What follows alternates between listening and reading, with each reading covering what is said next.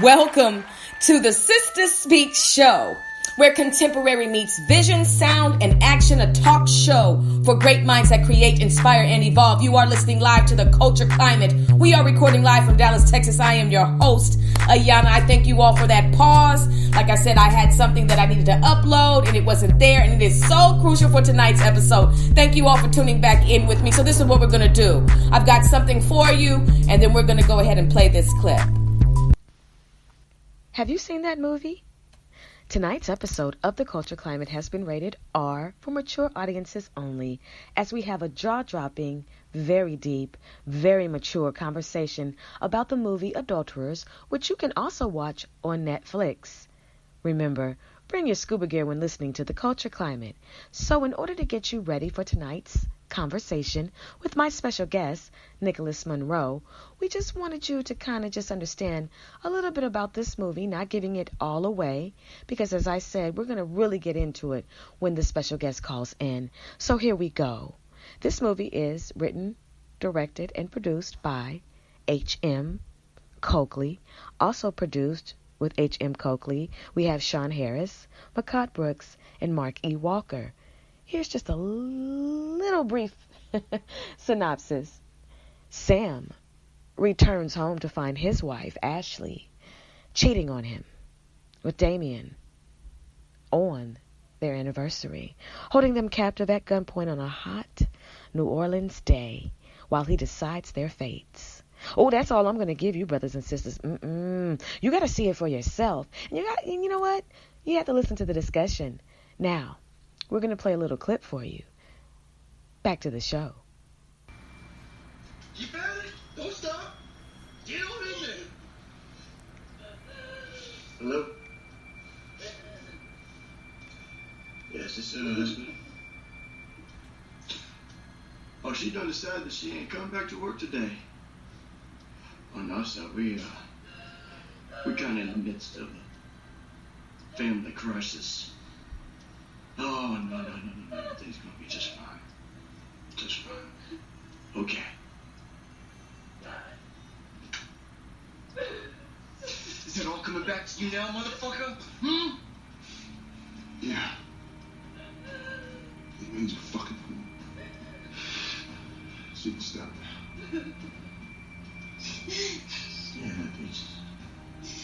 Thank God. You know, I read this article yesterday. Now, they did this study at one of the fancy universities. Apparently, they found out that swallowing cum makes women happy. So, you happy now, darling? You can thank me later.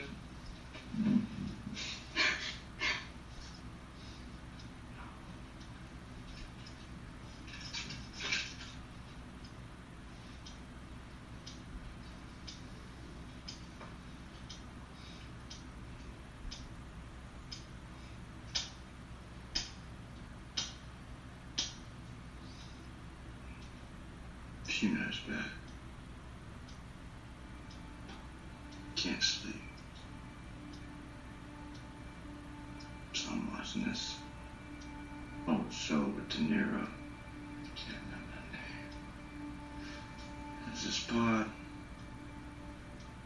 where he picks this fella up in a taxi. Fella tells him to drive him to this apartment building, just park. He don't get out. Excuse of me to run it. Fella then says this ain't his apartment building, but the half-naked woman standing in the window, that's his wife. Carter says, you know who lives here? Nero don't answer. Carter said a nigger lives here. He then went on to talk about how he's gonna kill his wife. He said, I'm gonna kill her. I'm gonna kill her with a 44 Magnum pistol. You know what a 44 Magnum would do to a woman's face? It would fucking destroy it, just blow it right apart.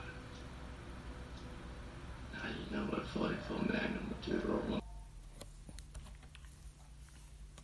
2 Calling in live to the Culture Climate this evening is my very special guest. Brothers and sisters, you must give a round of applause for King Nicolas Monroe. Oh my gosh. Man, you know, I'm blessed, and I am so excited to converse with you this evening. It's been a long time.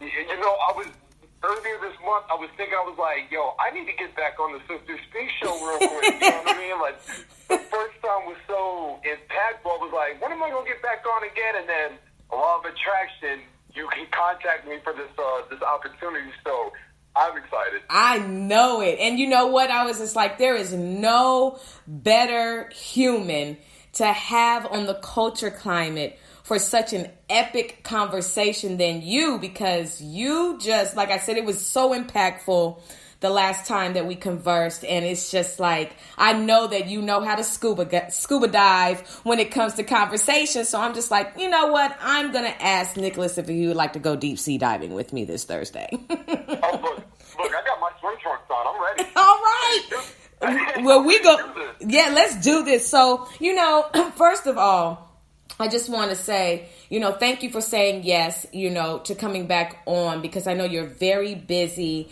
and you have so much going on with the Slick Radio Show. So I just want to do the proper things first. Let's go on and get into, you know, give us some updates with the radio show and everything that you have going on with that. So the last time we saw it, you know, Slick Radio was actually in a transitional phase when it came to, like, our content. We went from being more comical to being more on a spiritual aspect of it. Yes. So we blend a lot of, like I said, our essence, but we upped our conversation where it's a little bit more meaningful, a little bit more. We have the conversations that people typically try to steer away from. Mm-hmm. You know what I mean? Mm-hmm. We're all about now. You know, we want to make you laugh, but we also want to open the mind for conversation. Definitely. So in that time frame, we took the chance we got a new studio that we record out of. Wow. We've changed the format. We have a lot more guests on. Mm-hmm. We just recorded tomorrow's episode, which I've now dubbed as the greatest episode we've ever recorded. Wow. In entire history. So when it comes to Slick Radio, we've been very active, especially now doing live shows. We're now doing poetry. We're doing everything a little bit into the Renaissance era. Yes. I love it. And you know what? That's what I love, because with the diverse platforms of podcast, and, you know, I feel like podcasts are born every second, you know, the Me Too movement, me too, you know, and only the strong survive, only the ones who evolve, have great conversation, great content, great energy, you know, great people behind the mic, and in a serious purpose to serve, when speaking. I think those are the ones that last, and that's what I like about your show, and the fact that, you know, you guys are expanding so much to now you're going live at, you know, you're going to venues and having the show live. So what birthed that, and how is that experience? We've been wanting to do live for the past, I'd say, couple of years. That was always a goal of ours. And then a few conversations and a few connections, we found an area that was very acclimated to our way of thinking, our way of doing the show. Mm-hmm. So when we did our first show back in April, it was very hypnotizing, you know, just to see that there was people in the audience that came to see us. You know what I mean? Like, that we actually had a fan base that was willing to support what we did. And for me, like I said, that's such a huge vision. When I started Slick Radio, I knew we would get fans, but I never thought people would pay to see us, you know, to be on a stage and talk, and that meant the world to me. And then last Friday we did our second show, and the second show was a lot, to me, more beautiful than the first one, because we broke we include everybody in the conversation. We try to be the voice for the voiceless. It's that unity that, like I said, drives you to want to keep doing it. It drives you to keep doing better. And like I said, to see somebody believe in your product is a beautiful thing. It is. It truly is. And that's why it's just like, I knew, just from the time that I, just even got to converse with you, I was like, oh yeah, that they're definitely going to really, really expand and go far, because people love great conversation, and what better way to really solidify what you are doing than to have the people come out. So shout out to all of the brothers and sisters and everybody who came out to support that, that event, because those moments right there drive you to want to do greater things. It drives you want to have a greater conversation. So I think that is absolutely amazing, and I'm really, really proud, and congratulations to you all and your success, because a lot of people are like, well, why would you have another show host on your show? Well, why wouldn't I? Why wouldn't I? Well, I'm trying to get on your level. You are doing some amazing things. I listen to your show quite often. Thank you. You know what I mean? And you're doing some amazing work out here. So the opportunity for, like I said, 2 podcasts, 2 shows to come together and unify, that right there is power in itself, because when we connect, the possibilities are endless. Yes, and that's what I love. And I'm just like,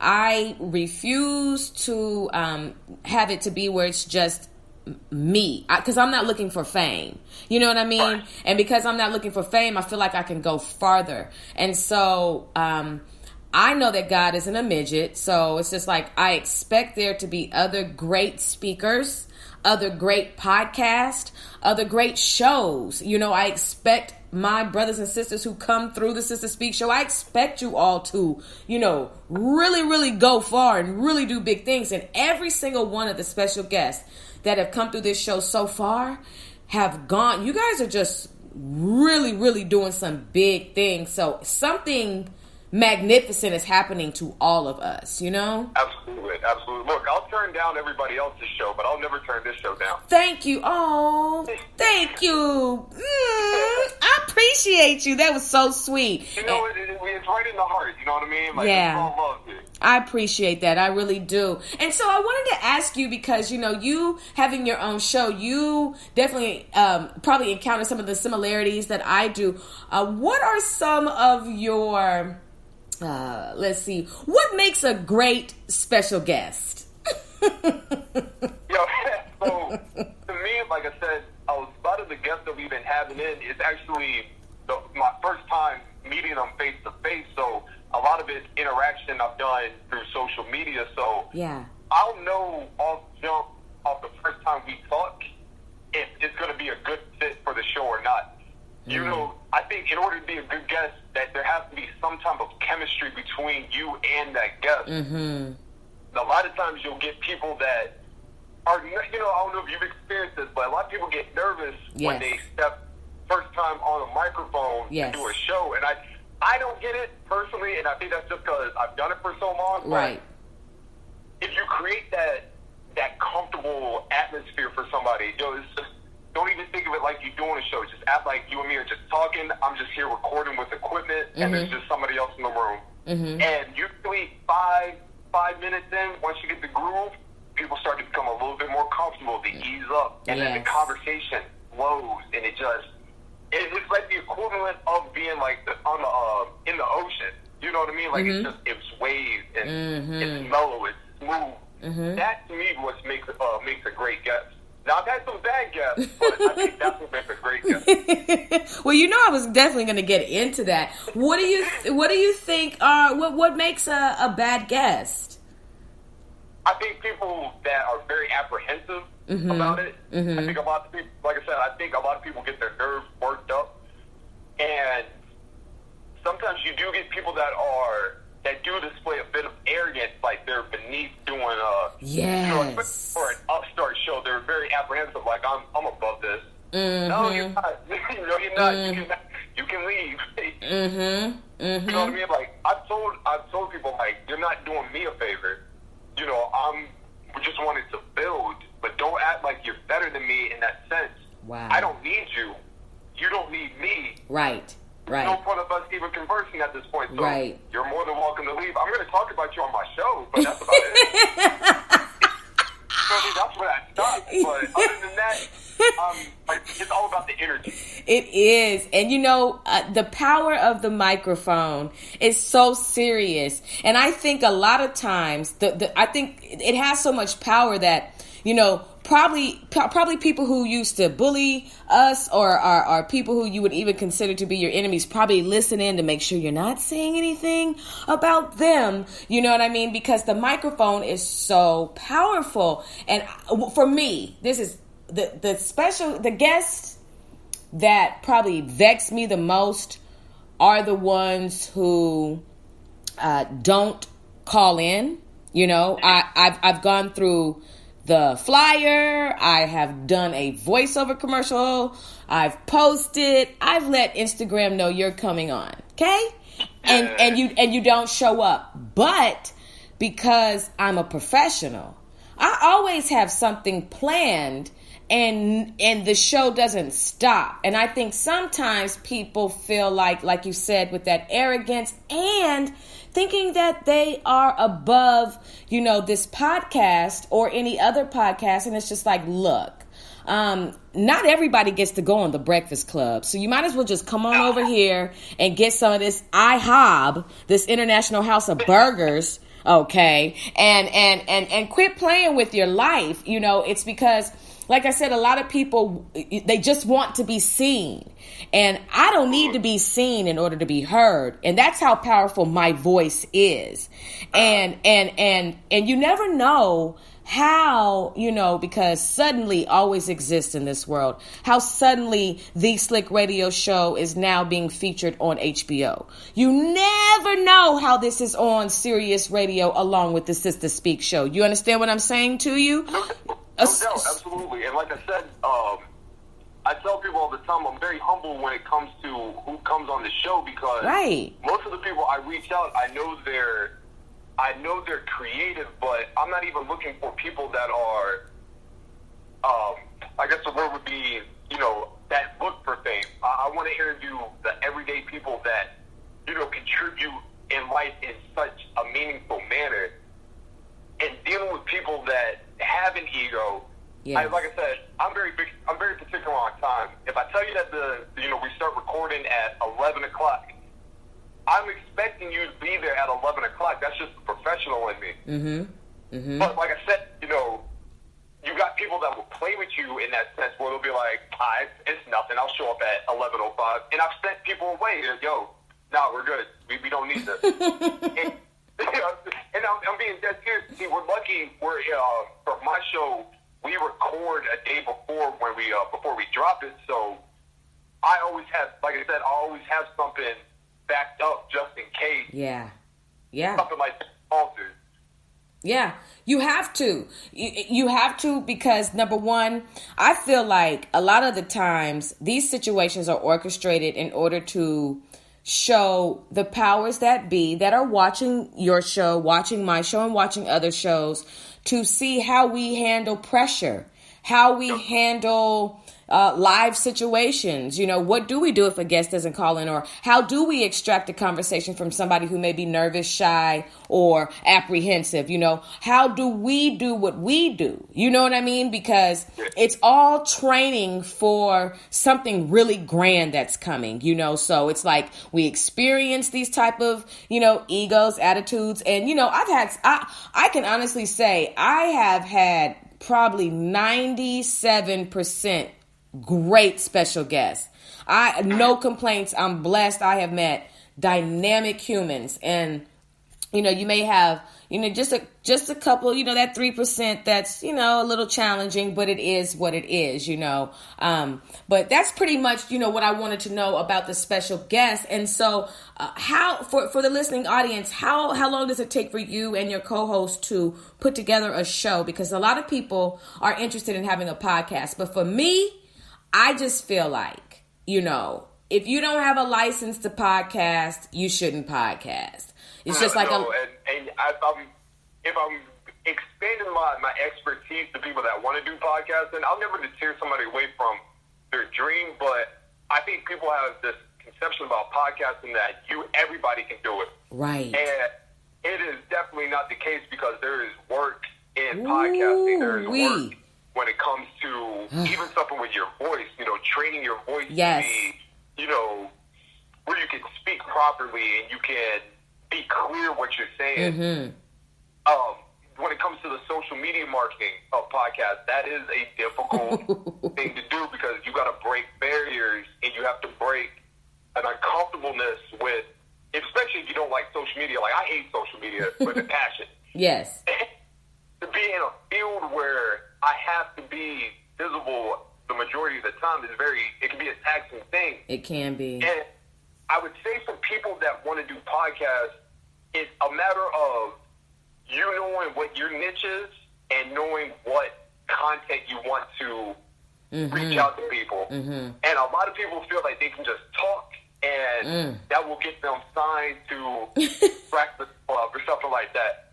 And those are dreams, but for me, like, I don't want to be the Breakfast Club. Right.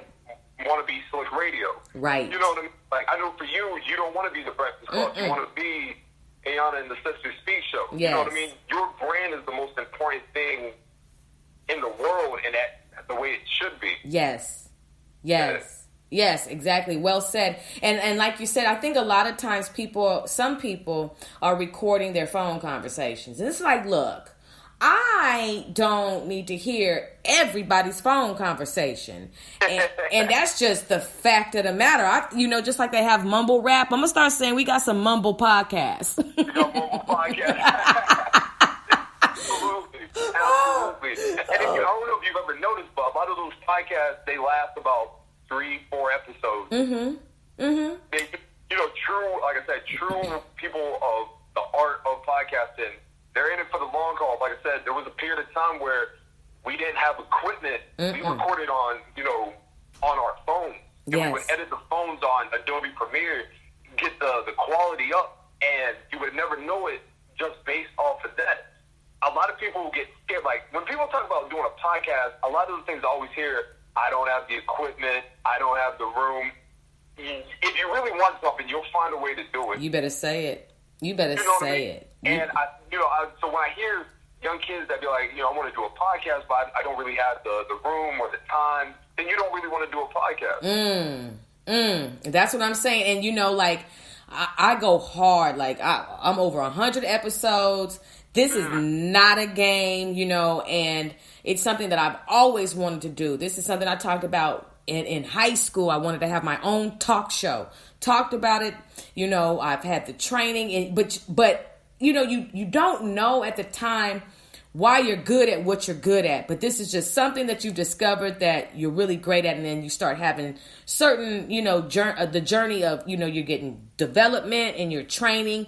And then one day here it is, I'm very grateful for the creation of podcasts, because it allows the voices that are to be heard without having to say, oh, well, I didn't hear from Clear Channel today, or, I didn't hear from, K10 whatever today, you know what I mean? And then have to have their dream, turned away because they're thinking, I kind of look at podcasting like the indie versus the major label. You have, you have the major radio stations, and then you have the podcasting. So it's like the independent versus the major. And so here we are doing our things, and we are getting notoriety. We are being seen. People are listening to our shows, and our numbers do matter to us. We're making great strides, and I'm just very grateful for podcasting, like I said, because, you're able to open your own doors, create your own doors, give yourself the opportunities, you get to get your voice out there. And at one point in time, it was like you had to go on auditions to do voiceovers. Well, guess what? I make my own commercials now. You know what I'm saying? And I just feel like at some point in time, the revenue and all the the perks of what I do, it will come. But this is something I love to do. You know, that's why I said I'm not looking for fame. I'm really serious about this. No doubt. And, you know, I've had the opportunity to work in radio for the past couple months, and I can honestly say that the difference between working in radio and actually doing your own podcast is that it really doesn't feel the same. Like, the atmosphere is cool in a radio station, but it's not mine. You know what I mean? Like, when I do Slick Radio, it's like literal therapy for me. It's my meditation. It's my creation. So therefore, everything that comes from it, I get to reap the benefits of it. My business partner gets to reap the benefits of it. As opposed to on the radio, you literally, it's a battle to who gets the next spot. Right. And that's a spot that can be occupied from somebody who's been on the air for 30 plus years. Right. So now you've got to figure out a way for them to step aside. And it's a lot of politicking in radio. It and is. A lot of people don't understand that. It is. I know when I was living in California, there's a popular radio station, 106.1 KMEL, and I was hanging out, I was in the studio, I got to see the ins and outs and everything, and, you know, like you said, there are politics, there are people waiting in line, seniority, you have to deal with the fact that this is the voice of the community, so people are used to hearing this one voice. It's just, like you said, there's so much, but now we're living in a day and age where abundance is accessible to us. And opportunities are accessible to us that where we don't have to sleep with the radio executive to get a spot. You know what I'm saying? No, there's none of that happening. No, ma'am. You know, they're probably going to be trying to sleep with us to get a spot. No, I'm just playing. You know what I mean? Look, we got our own couches. Shoot, play with us. No, but, you know, I appreciate that, and I appreciate the fact and all the hard work that you're doing. You are listening live to the Culture Climate on the Sister Speak show. My very special guest this evening is, in fact, the Nicolas Monroe. And so we're going to get right into it. I want to talk about some contemporary topics, and then we're going to talk about this movie, Adulterers. Because I know that you were like, what the heck does she have me watching? But once you saw it... We're going to get there. I'll say that. We're going to get there. Okay. All right. So, you know, with trending topics, brothers and sisters, I just wanted to go deep and just talk about some trending topics and get an equal perspective from a man as well as a woman about just what's going on. So let's just go ahead and talk about the first one. Kanye West, Make America Great. Let's make America great again. What's your thoughts on that? Easy. Easy. Yeah. I've had the opportunity to, like, really break down, I can say I've been a Kanye fan since I was a teenager. Mm-hmm. So I think Kanye displays very, I'm going to say he's not necessarily in a sunken place anymore. Mm-hmm. I think a lot of what Kanye West was doing was very strategic. Mm-hmm. You know what I mean? I think it's very easy to label somebody that, they're in the sunken place. They're, you know what I mean? They're lost. They're confused. Mm-hmm. I'm not going to give him that benefit that he's lost and confused. We got to understand these are businessmen, these are businesswomen. They know exactly what they're doing. And it's a matter of him taking a picture with Donald Trump wearing a hat of Make America Great Again, which we can all agree on is a symbol of oppression, is a symbol of racism, is a symbol of bigotry, to what somebody believes what America was in their eyes as opposed to our community. Mm-hmm. But like I said, a lot of people said, I'm not going to listen to Kanye West's album. And what did he do? He broke streaming records the day his album released.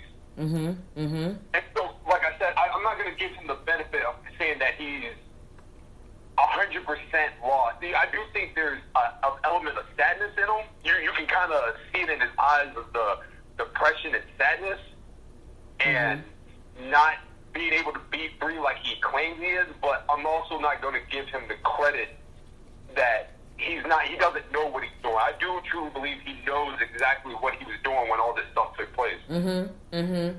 Yeah, I agree. I think a lot, as I began to really pay a closer attention to the entertainment industry for the perspective of, having a podcast and just being abreast, I definitely know that media stunts and publicity stunts are something that help a brand out for those who have the money and the time and the access, and can actually take that hit, because, you know, in order to excuse me, to have a publicity stunt, you have to be willing to be humiliated.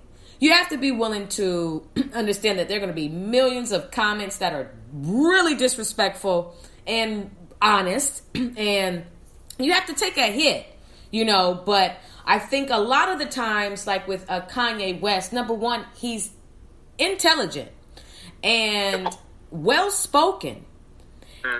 And, you know, people use the word lost, like you said, and all of that. I just feel like Kanye West has, he's outreached himself. And so sometimes you can get ahead of yourself, and it'd be hard to kind of draw yourself back in. And sometimes you think that because you're on a certain level, you can just say anything and do anything because look at the numbers.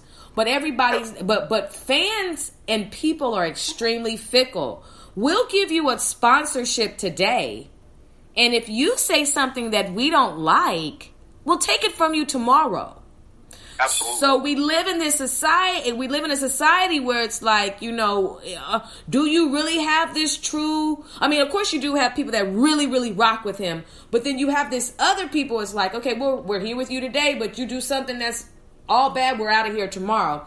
So I think with him, you know, even dyeing he dyed his hair blonde, you know, with the hat and everything. And one thing I wanted to kind of focus on with the hat and with, you know, the swastika, and, you know, I was watching another documentary on Netflix, and they were at this, I think she was Muslim, and she was decided that she wanted to go into, you know, see how, you know, the modern day KKK is functioning, moving, and grooving. And they have kind of started to switch out the swastika and replace it with a different emblem to represent the same thing. So they're trying to kind of move away. They're moving away from that. It looks more like a shield. It has a star in it. I think there's some stripes, and it's definitely still some, you know, Masonic imagery and all that whole thing that goes along with that, and supremacy imagery. But they're trying to kind of come in with a different angle, because they said that they switched out that they're switching it out for the new millennials of white supremacists. Look, absolutely. They, you know, and when it comes to, like I said, that in particular, they've now traded in those white sheep and those, you know, those skinheads for, you know, a American Eagle collar and khaki pants. You know what I mean? Like, the thing about racism that I don't think people truly get the grasp of, is that racism never went away. It steadily evolved. Yes. You know what I mean? So it went from being white sheep to now being your college-educated man that believes that his race is more superior than everybody else's. Indeed. And they're real good with masking that, in the sense, like, you know, I'll work with black people, but, you know, never forget your place in this country. Right.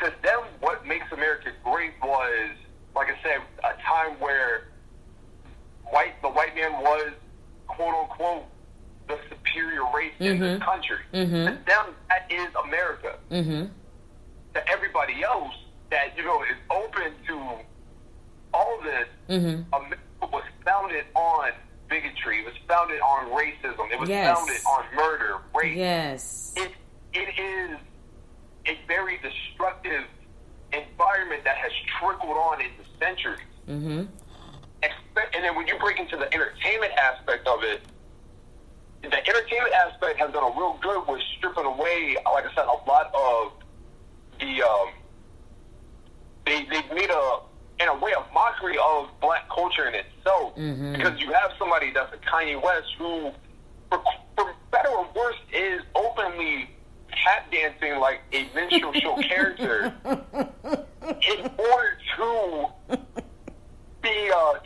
to garner not record sales, but to garner just, you know, views in itself.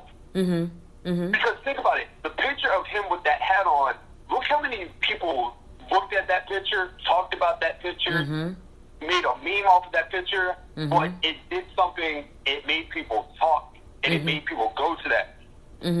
like I said, it all ties in. To me, it's very strategic, and I think it's a case of, like I said, not necessarily selling out, but there was definitely some negotiations going on. There's a lot of tap dancing and minstrel show, shucking and jiving going on. Oh, yes, definitely. And, it just made me think, because Kanye West taking that picture with Donald Trump was to prepare us for the fact that less than about maybe a week ago that Kim Kardashian, or 2 weeks ago, would be going into the White House speaking about the reforming of the prison system, and then ultimately asking for the release of that sister whose name I can't remember.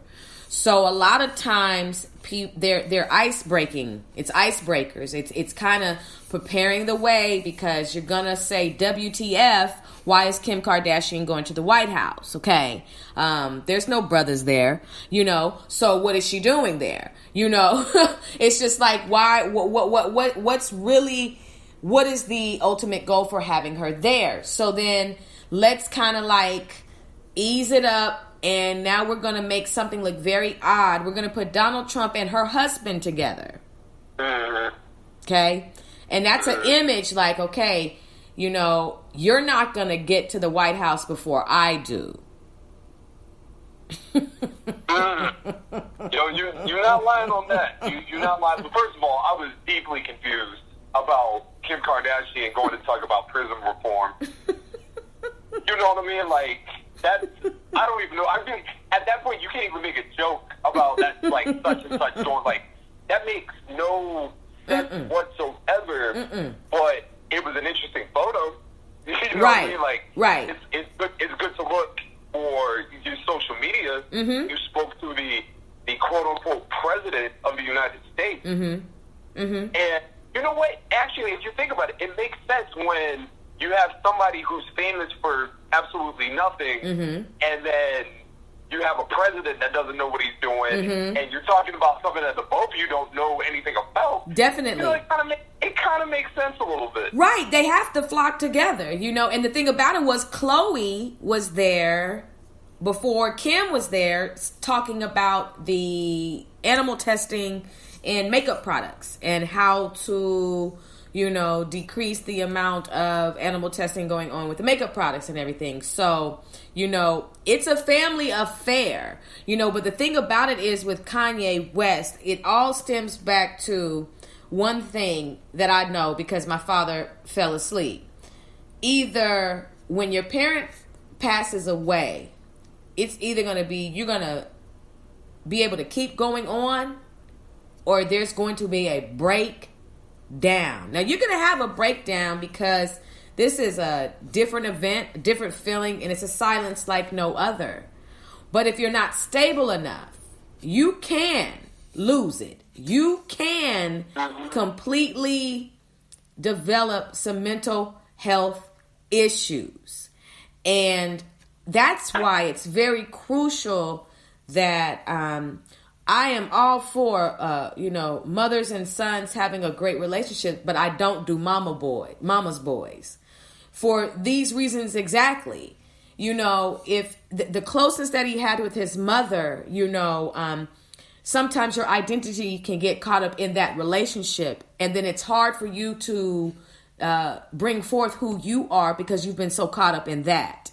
And so I think he has had a very difficult time developing his identity, and he's just bumped it all along the way from the outburst. Sometimes when something traumatic like that happens, you literally have to steal away and you need to be still. Because if not, with all that fame, all that access, and all the other spirits that he's encountering and everything else, you're going to get tossed to and fro. And so I think that's... Go ahead. Oh, no, I was going to say, I think when it comes to it's been about, 10 or 11 years since his mother crossed over. And if for anybody that remembers during that time frame, he never really took a break from that. He was constantly on tour. Yep. He, I think he did a little bit more radical changes with his look and everything. But, we also have to remember when it comes to these entertainers, there's a side that we don't see. Yes. There is a part of of their lives where the camera's not on them. So nobody knows what he went through during that time, right. especially if he never got the proper opportunity to really grieve and process everything. I think he does hold a lot of guilt about what happened with her. Sure. Because, you know, he was living in California. For those that know, California can be a very high-end area, especially when it comes to look. Look, his mother is in an area, like I said, his mother was a beautiful woman. Yes, beautiful woman. Was. And she, you know, maybe felt insecure in that area, so, bam, let's just have this quick surgery. And that quick surgery, unfortunately, led to her crossing over. And, you know, that could subconsciously put blame in his mind that if we never left Chicago, then maybe none of it would have happened. Yeah. And you can't tell me that as a man, you know what I mean? I don't have kids or anything, but, you know, I think a man's, one of his things in life is that he would love to see his kids interact with his mother. You know, it's a beautiful thing. And he has 3 kids, and none of them got the opportunity. Right. His mother never got the opportunity to see him have kids. Yes. And I know that probably kills him inside. Oh yeah, I was gonna say that you and I are definitely kindred spirits. That was the next thought that I had. I was gonna say that very same thing, and you're right. And I think the devastation is probably taking a toll. You know, sometimes when you're running on empty for a long time, it's just a matter of time before you crash. It's just a matter of time before you run out of gas. And I think, you know, okay, so then what I wanted to ask you is, were you able to see the interview that Snoop Dogg had on The Breakfast Club where he was saying that the reason why Kanye West is acting the way he is because he's not surrounded by any black women? He has no black women in his life. I saw a clip of that, yeah. What do you think about that? I've thought about that. I do agree with it. Mm-hmm. I do believe that, you know, I have my own theories on the Kardashians as a whole. Anyway, I do believe that they... Wait, save it. Save that thought. Wait, hold on, Nicholas. Don't say anything too much about that, because that's the next topic after Kanye. Go ahead. Oh, snap. All right.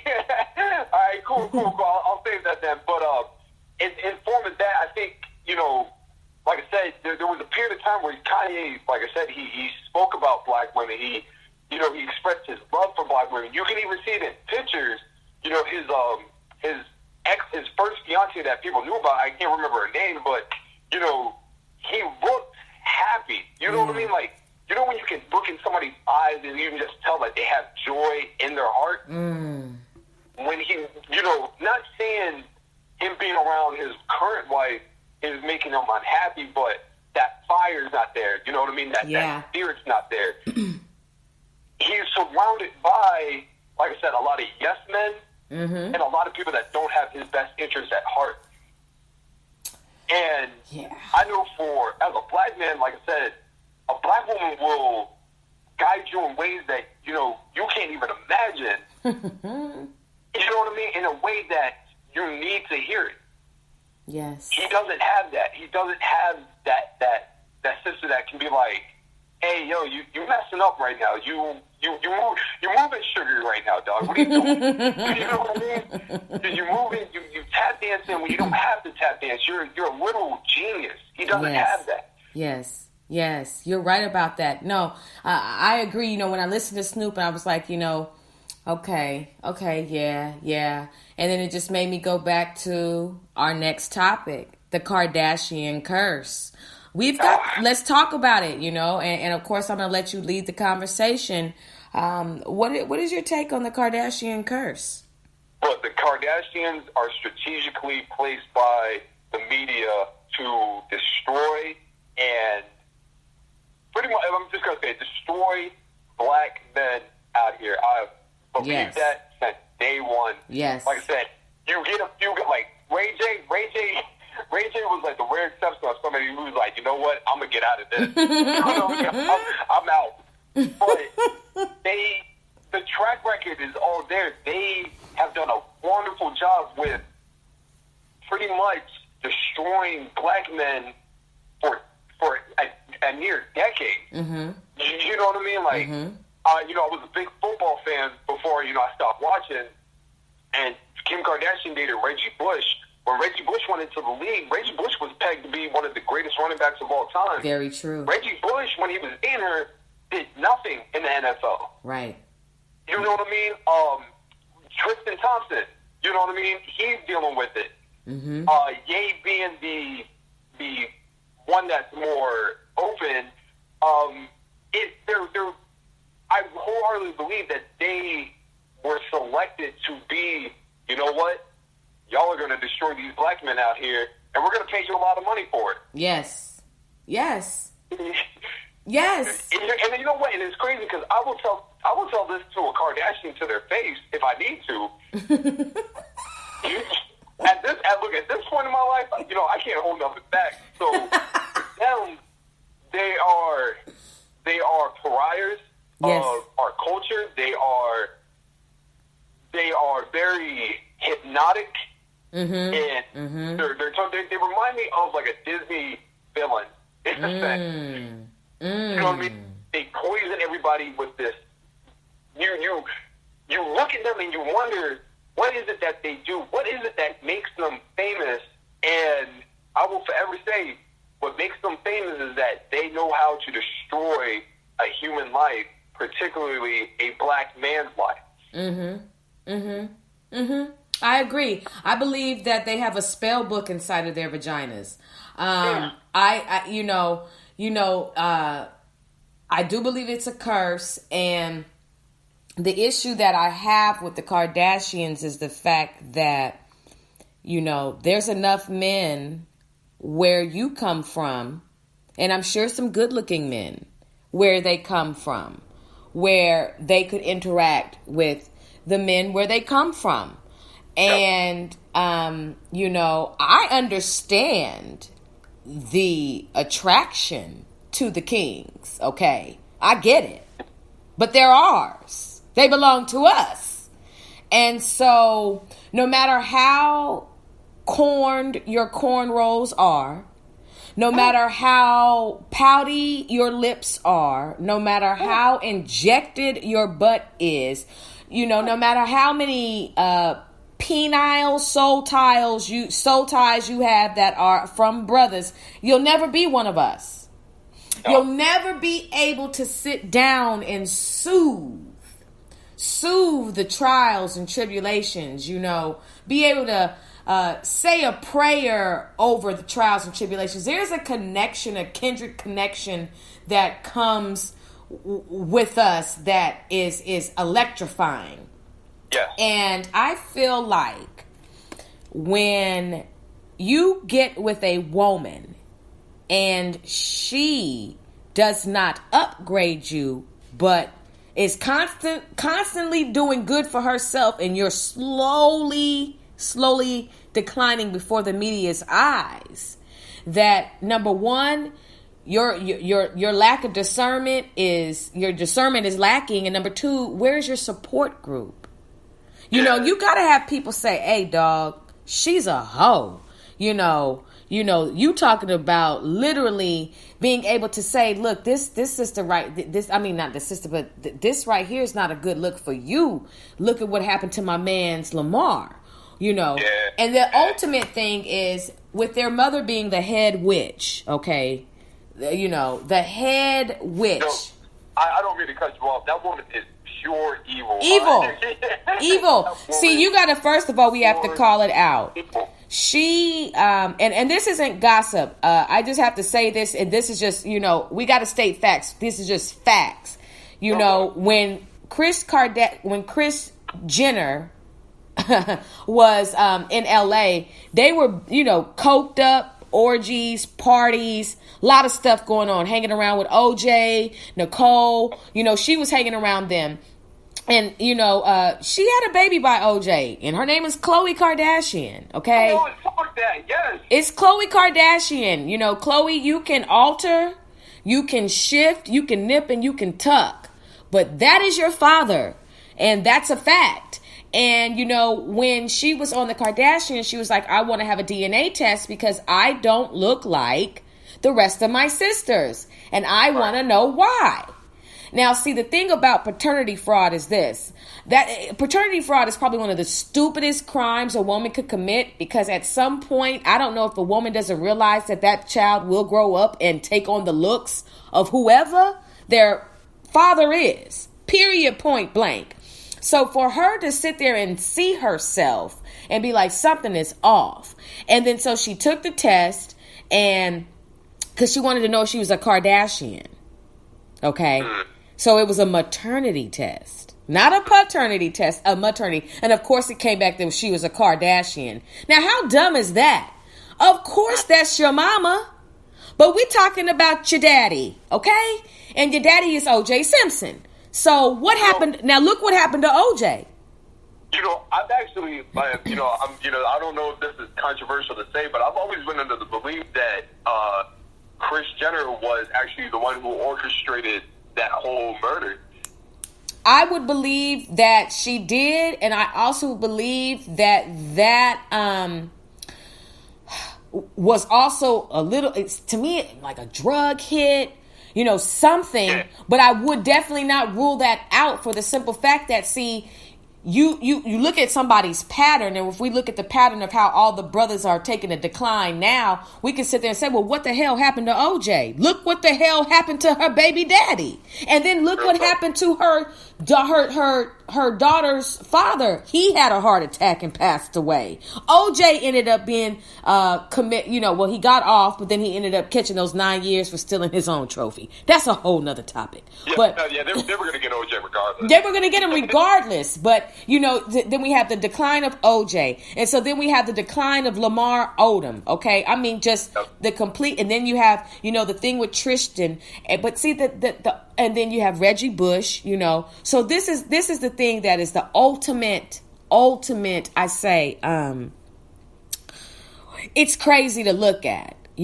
Bruce Jenner. I will never call him Caitlyn. Don't ever ask me to call an elephant a tiger and a tiger an elephant. You are Bruce Jenner. Come forth. You are under a serious spell. I've always wanted to be a woman. No, the hell you didn't. You Bruce Jenner. You never wanted to be a woman. You've been hitting everything from LA to New York because you were the guy. So don't ever tell me that you ever wanted to be a woman. I came home and he had on my panties. See, that's that curse. See, absolutely. I was going to ask you, actually, do you think he was psychologically brainwashed during his time being married? Definitely. Witches will put a spell on you, and they will get you through your clothes, your food. They will get you through incantations. You have to watch it. Even with voodoo dolls, it's really real. Playing with black magic is real. That witch stuff is real. And I believe through the course of time. And another thing is when a woman does not allow a man to lead and is constantly stepping over his role to be the head of the household, trying to be buddy with the children, going against what he said and creating, tension and things like that, and completely emasculating him, that tears a man down as well. So the combination of just being wicked women who don't even deserve to be wives, okay? You got to let a concubine stay a concubine. Snoop said it. I don't know why they're giving out Valentine's Day Valentine's Day cards to these hoes. You know what I'm saying? Real thought. You see, with the Kardashians, if you want to take it into a spiritual level, yes, they operate a lot into the lower chakras. Mm-hmm. They literally use sex to definitely get what they want. Mm-hmm. It's what's giving them notoriety. It's what's giving them money. It's giving them a television deal. It's giving them endorsements. It's giving them all this. And when you operate continuously in that lower chakra, you find yourself, the rest of your chakra is dimmed. Mm-hmm. Definitely. And like I said, I've always, when it comes to a relationship, you should be able to tap into all those chakras. Mm-hmm. The Kardashians, they want to keep you in this bubble. You know what I mean? Mm-hmm. From the rumors I heard about, like extortion. Yes. Blackmail. Yes. Like I said, there's a very demonic sense with the name Kardashian. I'm surprised I've never looked this up of what the name Kardashian actually stands for. I should look that up. Definitely. But there is something demonic about that family to where it's like they're robots. Definitely. I mean, you know, Kim Kardashian is responsible for the surge of sexiness in young girls. Yeah. There was a time that 13 was awkward. Now 13 is sensual, sexy, pouty. She has really monopolized, not monopolized, but she's really capitalized, like you said, on that, whole sex thing. And it started with that sex tape, that humiliation. So they go through these rituals. See, there are some parties that you don't want to go to in Hollywood.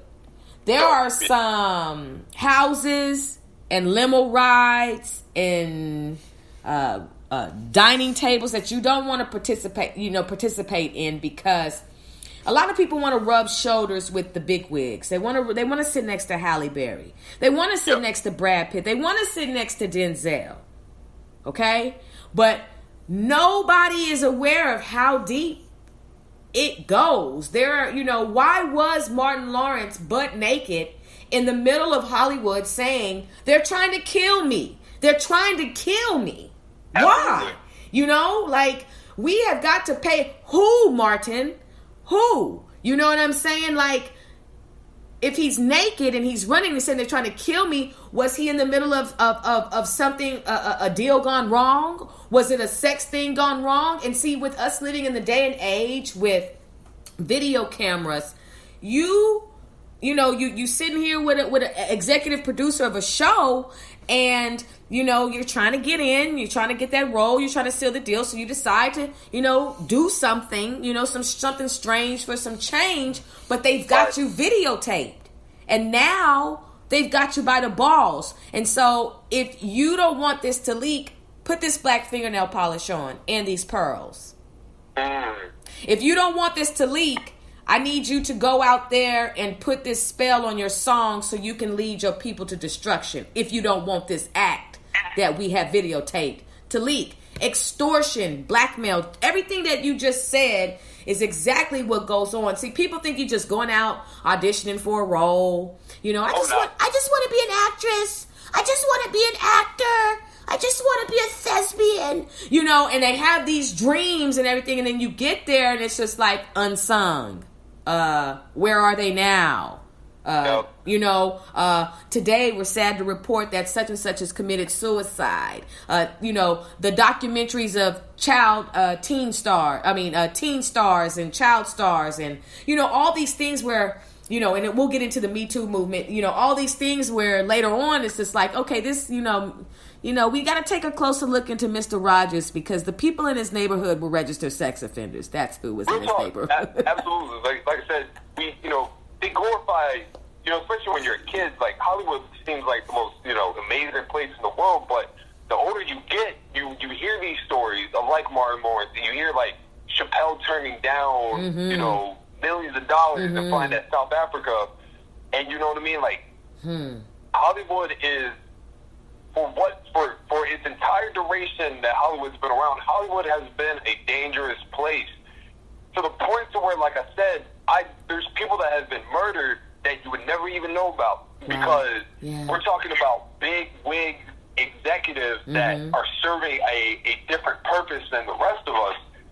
And in that case, I wouldn't be surprised if a lot of these actors and actresses, like I said, walk around with the burden of a secret that's weighing them down. Wow. But they're not going to say anything because, they might not get that next movie role, or they might not get that endorsement. You know what I mean? But like you said, doing something strange for a piece of change, like that happens more often than people want to admit.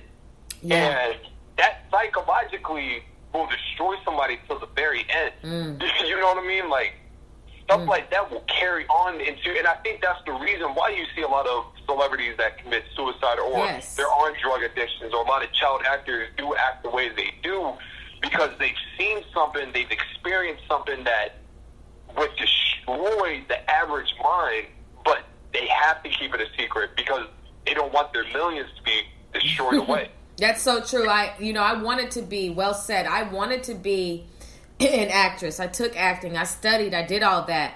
And I'm very grateful that, I discovered that I can do voice acting, that I can do different things, so I didn't have to be lured, because I had no idea, and I would have gone into Hollywood blind.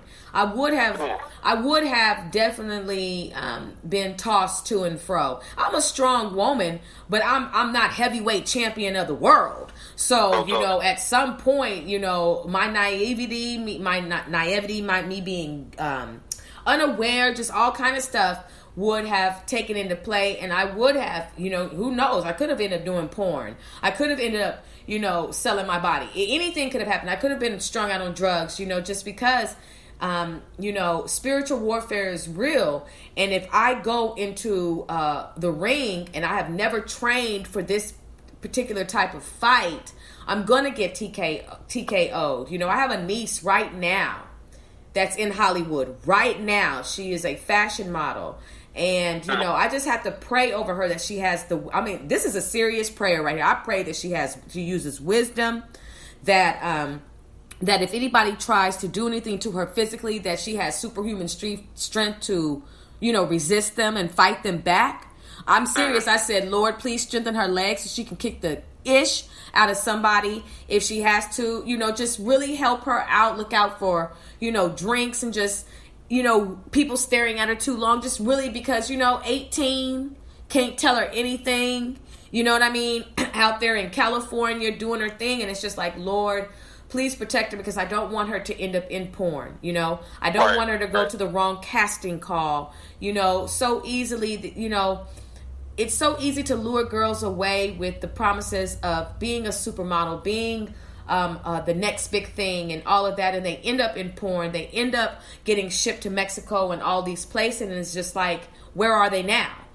So that whole Hollywood scene is no joke. And for me, it was crazy, because when I was doing plays and learning, taking acting classes, I was exposed to some sexual things that I should not have been exposed to. I was riding in the back seat one day, going to Oakland and doing this play for Ed Bullins, and carpooling, and the guy who was doing the carpooling, he pulled out his wife's breast in front of me.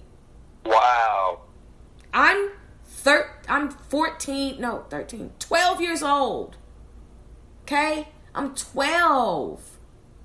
In the back seat of this Toyota Celica two-door, and this woman's breast is out. And he just kept doing it, And I'm very grateful that I'm here, and I'm very grateful that I didn't get lured into, but those images, you understand what I'm saying to you, are not good to have when your hormones are all over the place, when you're still understanding what you're, who you are as a heterosexual girl, but you're exposed to those things, because that sexual spirit, which I know it now to be incubus and succubus, they're real. And they dominate, So what do you think about just moving forward after, kind of going into the Kardashian curse with this whole thing in Hollywood, sticking with Hollywood, with the whole Me Too movement, and great-granddaddy Morgan Freeman getting caught up, and great-great-granddaddy Bill Cosby getting caught up, and, Harvey Weinstein and all that? What's your take on that? That's one of those topics where it's very, I wouldn't say very taboo, but I do think there's a lot about that conversation that is not really getting talked about. Right. With that, you stay on a surface level, but I think underneath all of that, it's a lot of conspiracy and accusations. Like the Morgan Freeman thing. I'm gonna say I'm not diminishing anybody's accusations. Yes. No matter what, they're very serious. Yes. It's something that we do need to talk about. Yes. But Morgan Freeman, to me, it seemed like, all right, we got Bill Cosby. Let's get Morgan Freeman now. You know what I mean? Like let's get Morgan Freeman. Like, he's the next resident black man that we can get. Yes. Right. And then we can go on to the next one. Right. Bill Cosby one kind of hurt a little bit. only because, like I said, there's people that that I know that grew up in that time frame of the 60s and the 70s. My parents, a lot of people that look over me and everything. And I've asked them the question, like, was something like that normal? Was popping pills and sleeping together normal? And universally, it was a yes. That's just what you did during that time. You know what I mean? Like, right. It was, you know what I mean? That was, and if you do the research, like, at that time, that was fashionable. That was, like, the disco era. Mm-hmm. You know what I mean? Like, you pop pills, you sleep with somebody, you wake up the next day, you keep it moving. Right. And with Bill Cosby, I'm not going to say that Bill Cosby was completely innocent, but I'm not going to say Bill Cosby was completely guilty either. And I do think there was a strategic, a plan that was put in place. Definitely. Yeah, absolutely. I do think Bill Cosby was about to buy NBC. Yes. Or start his own network. Yes. And I like to think that, those wigs, they were so intimidated by the fact that this black man, this powerful black man was about to really do some amazing things on television. But then they took that away, and the way you take it away, let's take away everything. Let's take away his image. Let's take away his home. Let's take away his marriage. Let's make this man that was revered as America's dad. Think about that for a second. America's dad. That means a generation grew up believing that Dr. Heathcliff Huxtable, a character, was their father. Yeah. Wow. And now if you strip that away from him, now he's become Bill Cosby, the pervert. You know what I mean? Bill Cosby, the rapist. Bill Cosby, the man who cheated on his wife and everything. And like I said, I'm not giving him full credit that he was 100% innocent, but at the same time, I think a lot of that was, I don't believe, there was a good amount of women I didn't believe because a lot of their stories didn't add up. Right. Yeah. You know what I mean? And like I said, that was a target. I feel like they've been targeting Bill for a years, long but time. I think, let's get him while he's old. Like, I don't know if you saw, but his wife is divorcing him. Yeah. Oh. You know what I mean? And like, we're talking about, Bill Cosby spoke about his wife in like all his stand-ups. My wife's Camille. You know what I mean? My children, my everything. Right. Now Bill Cosby doesn't have anything. You know what I mean? Like, the idea. This is a crazy idea. Bill Cosby will die in prison. You know that, like that. That pain. That's painful. Bill Cosby will die in prison. Right. But the flip side to that, you have Harvey Weinstein, who this whole movement of the Me Too thing came about because of Harvey Weinstein. And just a couple of weeks ago, Harvey Weinstein was formally indicted on those charges. See. Something like this, that doesn't add up to me. Like, that Me Too movement started early last year. Right. And it's 2018, and now he's just being charged. Yeah. And I'll actually make the prediction he won't go to prison for that. See, it's hard to go to prison when... See, Harvey has some information, too. Harvey is a part of a ring. So, a lot of the powers that be in certain places, they're a part of that ring too. And so if I get outed and I have to go to, or if I'm outed, but if I have to serve time, I can't say that I might not be able to hold the information that you like child pornography. Yeah. So I think what we're seeing is what we've always seen is the unbalance in the justice system, that there is white privilege, that there is white power. And, these are just facts. We know that dirty money talks. Yes. We know that extortion and blackmail are what keep a lot of people where they are. And a lot of times, I say, we're just piggybacking with Bill Cosby. I think the thing about it is mostly is like, I personally, besides his wife, don't know. I've never heard any woman be like, Bill Cosby can get it. You know? Never in my life has anybody said like, look, I'm looking for your Jello pudding pop tonight, Mr. Cosby. Never. So, you still got to swallow the fact that, dang, Bill Cosby's freaky. I mean, I know, married and he has children, but anything outside of that, you just never would. I've always associated Bill Cosby with monogamy. And I think it's because of the show. And that also goes to show how we need to be able to separate reality from actuality when it comes to watching shows and things like that, because you kind of get assimilated into the flow of the show and you can't separate the character from the actual human. And so now I'm holding you accountable for things that I really would have held Cliff Huxtable accountable for. Maybe it's I'm upset at Cliff and I really don't know who Bill is. You know what I'm saying? Maybe your character grew on me to the fact that it's hard to believe that Cliff would do it. And so I think that's where a lot of people are in shock, because we're looking at him like he's Cliff, and he's not Cliff. He's Billy. He's Billy Cosby. and he has a penis, and he is a man. And, but I still expected him to be faithful to his wife, because I feel like the way that Bill Cosby presented himself, and I'm talking about in interviews and just his take on the black community and everything, I just felt like, why would he have to cheat on Camille? And it's crazy. The funny thing with me about Bill Cosby is I can actually see Bill Cosby being a cheater.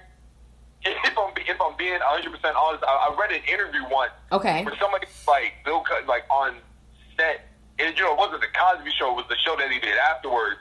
That there were girls that were going to see Bill Cosby because once again, Bill Cosby is a very powerful man. True. And has a lot of position. Right. Put a lot of these young actresses on. So I have no doubt that Bill Cosby dabbled in adultery. Wow.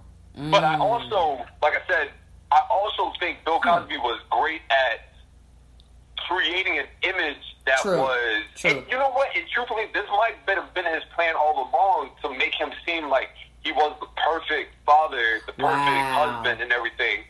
But, you know what I mean? Like, if you go back to Bill Cosby's earlier stand-ups, and like I said, as it went on, he became... Heathcliff Huxtable was a reflection of Bill Cosby. Mm-hmm. You know what I mean? A lot of stuff of that character was Bill Cosby. You know what I mean? There was no separation from the two. Right. And I do agree with you. We really do have to start separating the actor from the character. Yeah. I can watch the Cosby Show and understand. All right, so the person I'm seeing on my screen right now is Bill Cosby playing Dr. Heathcliff Huxtable. Right. I can watch old clips of O.J. Simpson being a football player as opposed to O.J. Simpson, the murderer. Right. I don't know O.J. Simpson personally. I don't know Bill Cosby personally. I don't know Morgan Freeman personally. But their characters I can identify with. Whereas we become very, very blind in that sense, very naive that the character that they portray is them in real life. Right. No, that's very true. And maybe now you just opened up my mind to where I'm thinking maybe that's why he called the show A Different World. Because y'all don't know that Bill Cosby in a different world is somebody totally different. And, and that makes a lot of wisdom. But you know what the thing about it was, Morgan Freeman married his step granddaughter. What? Yeah. It's a sticky situation. He married his wife is like 20 something, but she was his step something. Yeah. It got some attention. I should have. Oh yeah, Morgan Freeman definitely got off into some old freaky deaky type of, you know what I'm saying, like, okay, because he showed up with her at an event, and everybody was like, oh, you bought your daughter, or you bought your granddaughter, or, it's like, no, this is my boo. he bought Celie with her to the he had a young Celie with him. That was Mr. and Celie, the young years, the first years of their marriage. It was awkward, and he was like, I got to have me somebody now. And next thing you know, let me find out Morgan Freeman's really R. Kelly. That's what I'm going with. And, that's going to be one of our topics, because we're getting ready to move into that, But I think, honestly, because I was looking at with the whole slipping something into somebody's drink, nobody knowing what's going on afterwards, I kind of look at it like twofold. A lot of times women know exactly what they're doing. They know why they're getting dressed the way they're getting dressed. They know exactly how they're doing it. Women know how to lure men. Women know how to try to use their sexual prowess to get whatever they want. You kind of know if you're going off into a huge director's house that it's a possibility he's going to want you to, to get it on and popping. That's just facts. And so I think I'm just really tired of women trying to play dumb at the end when you already knew your intention. Some women, when you already knew what your intention was at the beginning. You know what I'm saying? And I think a lot of women need to really hold themselves more accountable for how they dress, how they act. You know in your mind what you're getting ready to do. And so when the plan fails or something backfires, then it's sometimes rape. Saying that it was rape, or saying that, this happened or that happened, and it not really be true. And so I think a lot of times that women have to really be careful of how they put themselves in these positions, because, if you try to, some women have no problem sleeping their way to the top. Some women just have no problem with being a whore. I want to be a whore. This is my destiny. Let me show you how I do this. That's just what it is. And I think that, when you put yourself in these positions with these people of power and you are a woman, you have to really be careful, because what exactly are you expecting? You know what I'm saying? I just want to know, what are the expectations of some of the women who are saying, if they're going to Mr. Cosby's green room, or they're going to see, Morgan, or if they're going to this person or that, but what are you thinking is going to happen? You're not playing Connect 4, So what is your outtake on that? Oh man, that's you know what I mean? I think there's a lot of power that women have. Mm-hmm. I think there's a lot of, like I said, there are women that know what they're doing. You know what I mean? But that's not even something that really can be discussed. There are women that use that to their advantage. And I was actually going to bring up the point. I wish there was more men in Hollywood that would speak up about the women of power. That I know for a fact that's happened as well. Women of power in Hollywood that have used their sexuality to, prey on young actors. Yes. And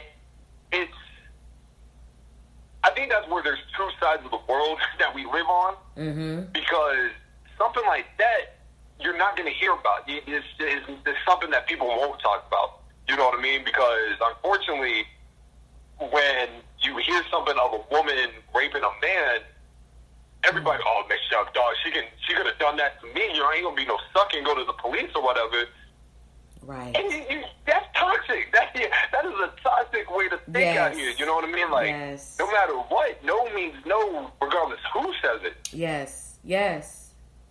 No, I agree. That's one of the topics that I have coming up on the Culture Climate, another episode, talking about male rape, familial rape, spousal rape, as well as prison rape, because I think it is so, just like you said, I think rape is on two different ends of the spectrums when it comes to males and females. And, because, most of the time, men are stronger than women. I think people look at it from a dominating standpoint, and they see rape as dominating, so they don't feel like a woman can dominate a man, which we know that's not true. There are several men who have woken up handcuffed to the bed. There are men who have been drugged. There was a famous rape case back in New York where, this guy came forward and he was teased by the police, the police academy, the police force. And, so then it goes back into sensitivity training. What topics are included when it comes to sensitivity training? Because a lot of people are only equipped to deal with one gender when it comes to an issue, especially with rape. We focus on women. We don't focus on men. And so, men are raped in prison. Men are raped in Hollywood. Men are drugged in Hollywood. There are women who even go after other women in Hollywood. There was another sister who they said was on the set of A Different World, and she was running through all of the women, and that there were some, a lot of situations going on. So, it does happen. I've been in a situation where a woman has tried to come on to me, and I had to fight for my life. You know what I'm saying? I was young. I was fresh out of high school. I was working at this nonprofit organization in Oakland, and my boss had hired a lesbian to work, and she was extra aggressive. And so my boss went to a meeting, and then she just left the two of us in the office, and she tried to come for me. And she chased me around, the office. And, I had wheels at that time, so it was just like, she's not going to catch me, But then she really started coming for me, so I had to take the phone off of the hook, and I had to start swinging it around.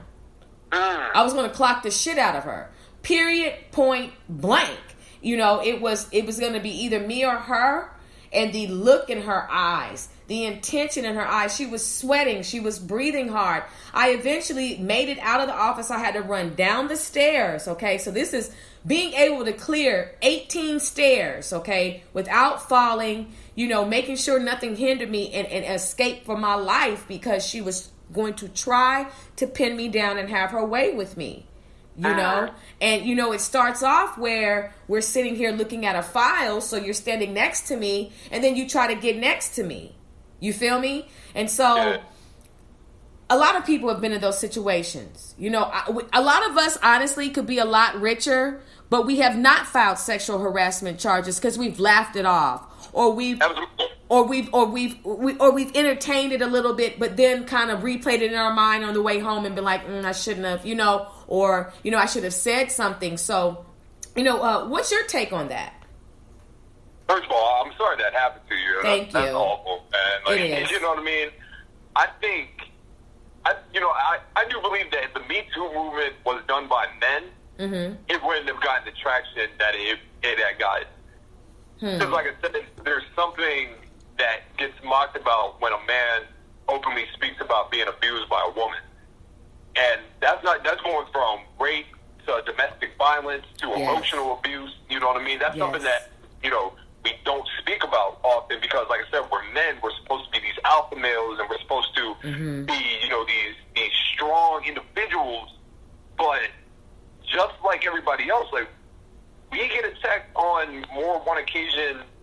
You know what I mean? Like, there's been times where I've been groped. You know what I mean? Wow. And like, it's very like, whoa, like, yo, I really just got sexually harassed. You know what I mean? Like, a lot of men don't know how to deal with that. Right. And they suppress that because they're afraid of being mocked. They can't talk to nobody because, man, what are you talking about? What you talking about, dog? Yo, send them my way. You know what I mean? It's very, very poisonous. Very poisonous. And that has to be, very uncomfortable to be groped, and to kind of like at the beginning of it all, where do I turn to? I don't understand why we don't have more open dialogue and a place and more sensitivity about that, because that is sexual harassment, and it can leave you into feeling very uncomfortable.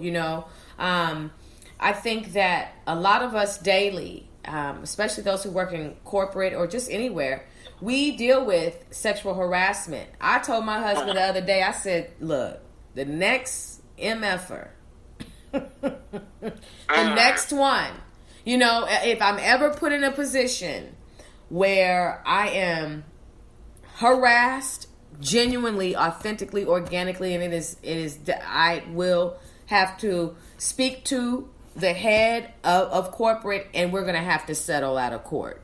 I am now, not no Me Too thing, but I kept silent for too long, and I'm so ashamed that I didn't say something a long time ago when I was harassed. I just laughed it off or even entertained it, you know, but but I did not create a boundary. And I'm mad that I did not create more boundaries back then, that it was more of, well, if I don't, then I might lose. You know what I mean? Right. And so Right. now I'm got this scale in front of me, and my morals are being compromised because I don't want to be touched, but I don't want to lose out on this thing here. And it's just really complicated. You know, I don't know if I ever told you the story where I was working at a junior high school, and there was a site supervisor who was groping the young girls. Did I ever tell you about that story? No, you didn't. Yeah, this perv, he was, site supervisor, and, the girls came up to me and they were like, he keeps patting our pockets by our vagina, trying to check us for us. He says, trying to make sure we don't have any weapons on us, and he's making us feel very uncomfortable. Well, once you tell me something like that, I got to file a report. So I reported it to the principal. They transferred him to a high school.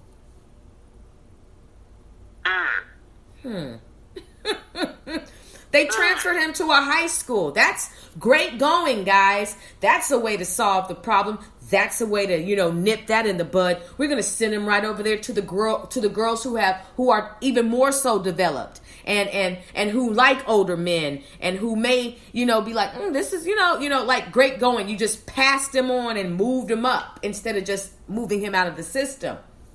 Yo, I literally feel sick right now. Oh, that's terrible. That's awful. A lot goes on, and money silences morality. Absolutely. I'm at that point now. Like, if you too close to my space, I'm gonna face mush you. Like, yo, back up. Yes. You know what I mean? You have like, to. Know what I mean? Like I said, I'm 6'3". I'm 225. I'm a well-built man.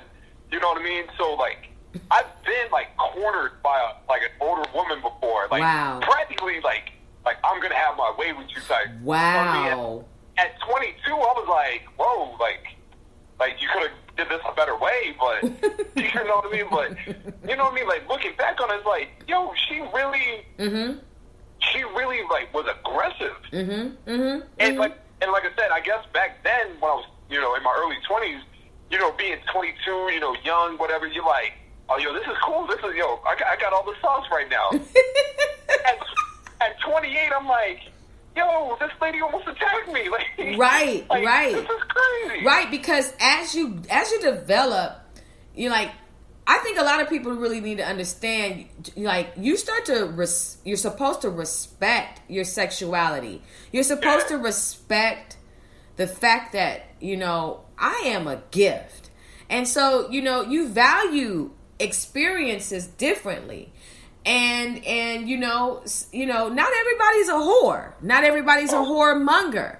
So everybody, and like I said, I feel like TV and movies kind of spark people's, drive people to do what they do. Because I've been in a conversation with somebody and I've been like, I think she thinks the cameras are rolling. I think she thinks that this is a reality show.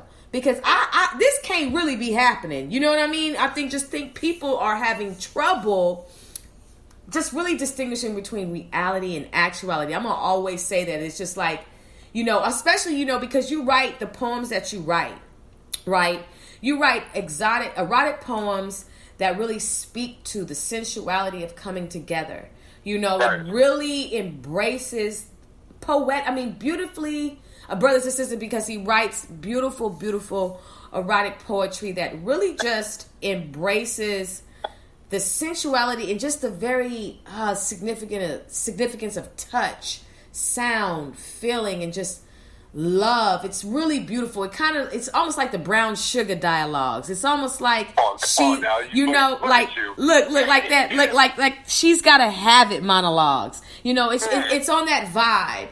And so I think like, women, a lot of women need it. They need it bad. And so when you're writing these poems, they're reading it and they're like, if he puts his location on today, I am coming to your live show on Thursday. Oh, baby, I'll be there with me and my girlfriends. Okay? I mean, seriously, they are coming for your life because you read the poems and you're like, oh. You know what, though? The poems have had also a negative effect as well. How so? Like a lot of people, there were a couple people that were like, "Oh, he sleeps around a lot. He's a whore. He's doing this and doing that." And it's like, to me, I'm like, no, wow, no, that's definitely not the case. And I've always told that my poetry were manifestations of what I believe was. Those are things that I was manifesting that I was going to do with my future queen. Yes. And to hear somebody. Like I said, I've seen all spectrums of that side where, like I said, there's people that admire the poems. There's people that are aggressive towards it. Like, so what are you working with? Wow. I'm working with this Instagram post right now. You know what I mean? Just trying to, put this post up and get a couple of likes so I can go to sleep. You know what I mean? Wow. And then I've seen the negative side where, like I said, people have took those poems and now created this whole narrative about me that I sleep around. And it's, you know what I mean? It's one of those things where, like, maybe a couple years ago, I would have been more reserved to express myself in that manner. And right now, I've actually taken a break from posting my poems because I've been getting reported a lot. Are you serious? Yeah, absolutely. And I think it has more so to do with the imagery, but I do think there's some people that are on my Instagram that are like, I'm not really rocking with this report. You know what I mean? Wow. Yeah, it's unfortunate, but it's, I guess it's part of the creative process. But like I said, going back to the people perceiving something completely different from just words, it's, you know what I mean? It makes you sometimes look at people like, wow, like you took words that I wrote that meant something to me, and you created a whole persona out of it that don't talk to him because he sleeps around. Wow. But you know what? Look, I put it like this. That's a free IQ test for you. You got to know what people are. If they want to sit there and show you their IQ, let them. The thing about it is it's powerful. And, Instagram is very fickle because I saw a woman who decided to take a videotape of her nipple with the milk for her baby. It was just like sprouting out. Oh, man. Just sprouting out. And I was like, Instagram, you over here talking about report nudity, report pornography, report this, report all this other type of stuff, but you consider this to be art. But then now I'm just listening to you and it's just like, okay, so you post photos and you're showing, art. So what's the difference? Why is it that I get to see this white nipple with the milk squirting out of it and it's okay, but then your poetry is getting reported? Because you see, like the nipple that's sprouting milk, that's beautiful. That's that's nature. That's purity. I'm sorry. If I'm talking about with my queen and I'm pinning her down like that. Oh, that's too much. No. Right. Right. Fucking the devil work right now. Like no, like it's. Yeah. It's very fickle. It's very back and forth. It is. It is. And not only... And I'm starting to think that Instagram is not really the best place to showcase one's artistic side in that sense. Right. It's very hard. It's a fine line, and I'd be very surprised to be who the people are who determine the community guidelines. I'd be very, very surprised, because I see a lot of stuff where I'm just like, okay, so this is how we rocking. This is just what it is. This is what I'm gonna see. You know what I'm saying? This is what it is. Y'all won't even let me play Diana Ross music on my Instagram because it's violating the community guidelines. But she just hit a split with her vagina hairs all over the place, and it's art. Okay, cool, no problem. That's facts, 100%. I don't think they know what they're doing. They don't. Personally. They don't, and that's just what it is. But we've come to the point where we are going to talk about the movie this evening. Oh God! We're gonna, brothers and sisters, you are listening live to the Culture Climate. I told you this was gonna be a long show, because this is just the type of relationship that this brother and I have. So the movie Adulterers, my brothers and sisters, I wanted my special guest Nicolas to watch that movie. Now I know he was probably like, why? Why this movie? But it was such, before we even get into it, it was just a movie that I felt like, okay, it was great to have a conversation about, and just great to hear a different perspective, and to chat with you all about it. So, just to give you all just some quick names, the movie stars Sean Ferris, Mehcad Brooks, Danielle Sevier, Stephanie Charles, and Stephanie Pomeroy, and Romani. I'm probably butchering her name. So we've got Samuel, Damien, Ashley, and Lola. It was directed and written by H.C. Goodness Lord, I wrote all this down. Let me get it together. Here we go. Okay, H.M. Coakley. And it was also produced by Sean Ferris, Mehcad Brooks, and Mark Walker. And basically, it takes place in New Orleans. And we're going to get into it. The movie Adulterers. And shout out to Datari Turner, because it was through Datari Turner Productions, who is a brother, who is in LA, who is doing his thing, has been doing his thing. He lived in Cali, went to Pinole Valley High. I went to EC. I don't know him personally, but shout out to you, my brother, if you happen to listen to this episode this evening, because I did tag you. Well done. Okay, Nicolas, go ahead. Let's get into Adulterers. Yo, so I've actually seen the movie before. When you tagged me, I was like, nah, this must be something new. So when I started watching it, I was like, the image came up. I was like, oh, I've seen this movie before. Okay. And I watched it again because it had been some time since I'd seen it. But I remember the first time I saw it, I was like, this is crazy. You know what I mean? Because I think somebody was watching it, and I just happened to walk in, and it was a scene where, like, he was walking in with his, the guy, smashing his wife. And I was like, whoa, what's going on in here? Yeah. No, it's intense. And then, like I said, now watching it, like, a couple years later, it's a very, I don't want to say like a psychological movie, but if I'm not mistaken, it said it was based on a true story, right? Yes, it is. So, I think any man that can put themselves in that predicament and imagine what would you do if you walked in and it's your anniversary and you come in and you see your wife getting her back blown out by another man. It's, you know what I mean? I've never had that happen. God willing, that will never happen. Right. But in a way, I felt my man's pain, like the anniversary. You know what I mean? You got your wife flowers, you got her chocolate, and then you come in and then you just see that. The first reaction is going to be, oh, everybody in this house is going to die today. You know what I mean? Written now. It's you know what I mean? And you know what? The thing about I can't remember the main actor's name. His name in the movie was Sean. Sam, I think it was. Sam. Yeah. We're looking at it from his perspective on, because it breaks it down in kind of three different ways. But he's looking at it, you know what I mean? And he's practically having these confessionals with his wife and the man that she's cheating on with.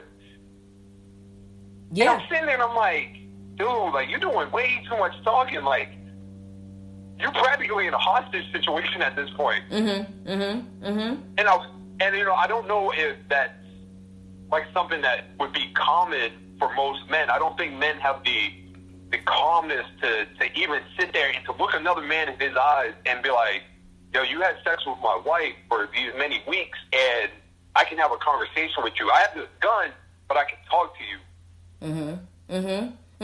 Well, see, the thing about it was, when I first saw the movie, I was like, what the heck is going on? Because he's in these moments of reflection. And so for the listening audience, for those of you who have seen it, you know what we're talking about. But just to give you a breast, it's just like Nicolas just said, Sam has, he was on the phone with his wife and, was wishing her a happy anniversary. And he was like, I'm trying, where are you? He's like, are you at work? She was like, yeah, I'm at work. I'm just in the bathroom freshening up. But she really wasn't even there. And so he was calling and telling her, look, I'm going to be late for our anniversary, but I'm going to make it up to you. But he was really going to surprise her. So he's, got the chocolates and the flowers. He's leaving work, goes home. And on his way home, he gets cut off by the man who was having an affair with his wife, because that Mercedes, belonged to Damien. Yeah. So he got cut off. But anyway, he goes there. And so when he catches them, what I found out was he killed them. He shot them immediately. But what happened was he went downstairs, and I guess he was into a state of shock. And so he just started reenacting the events in his head. Those events, it never happened, the whole sit down thing. All that confession and all what was going on with Peaches and, his, the nickname he gave his wife and Makad Brooks, all of that was imagined. That never even happened.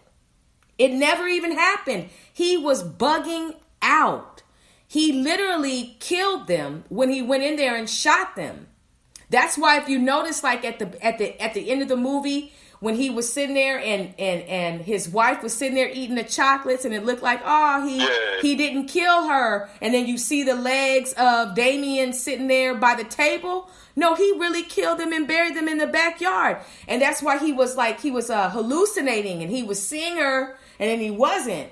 He killed them immediately. He was bugging out. The thing is that, that would be the instinct of every man that would be put in that situation. Yes. You know what I mean?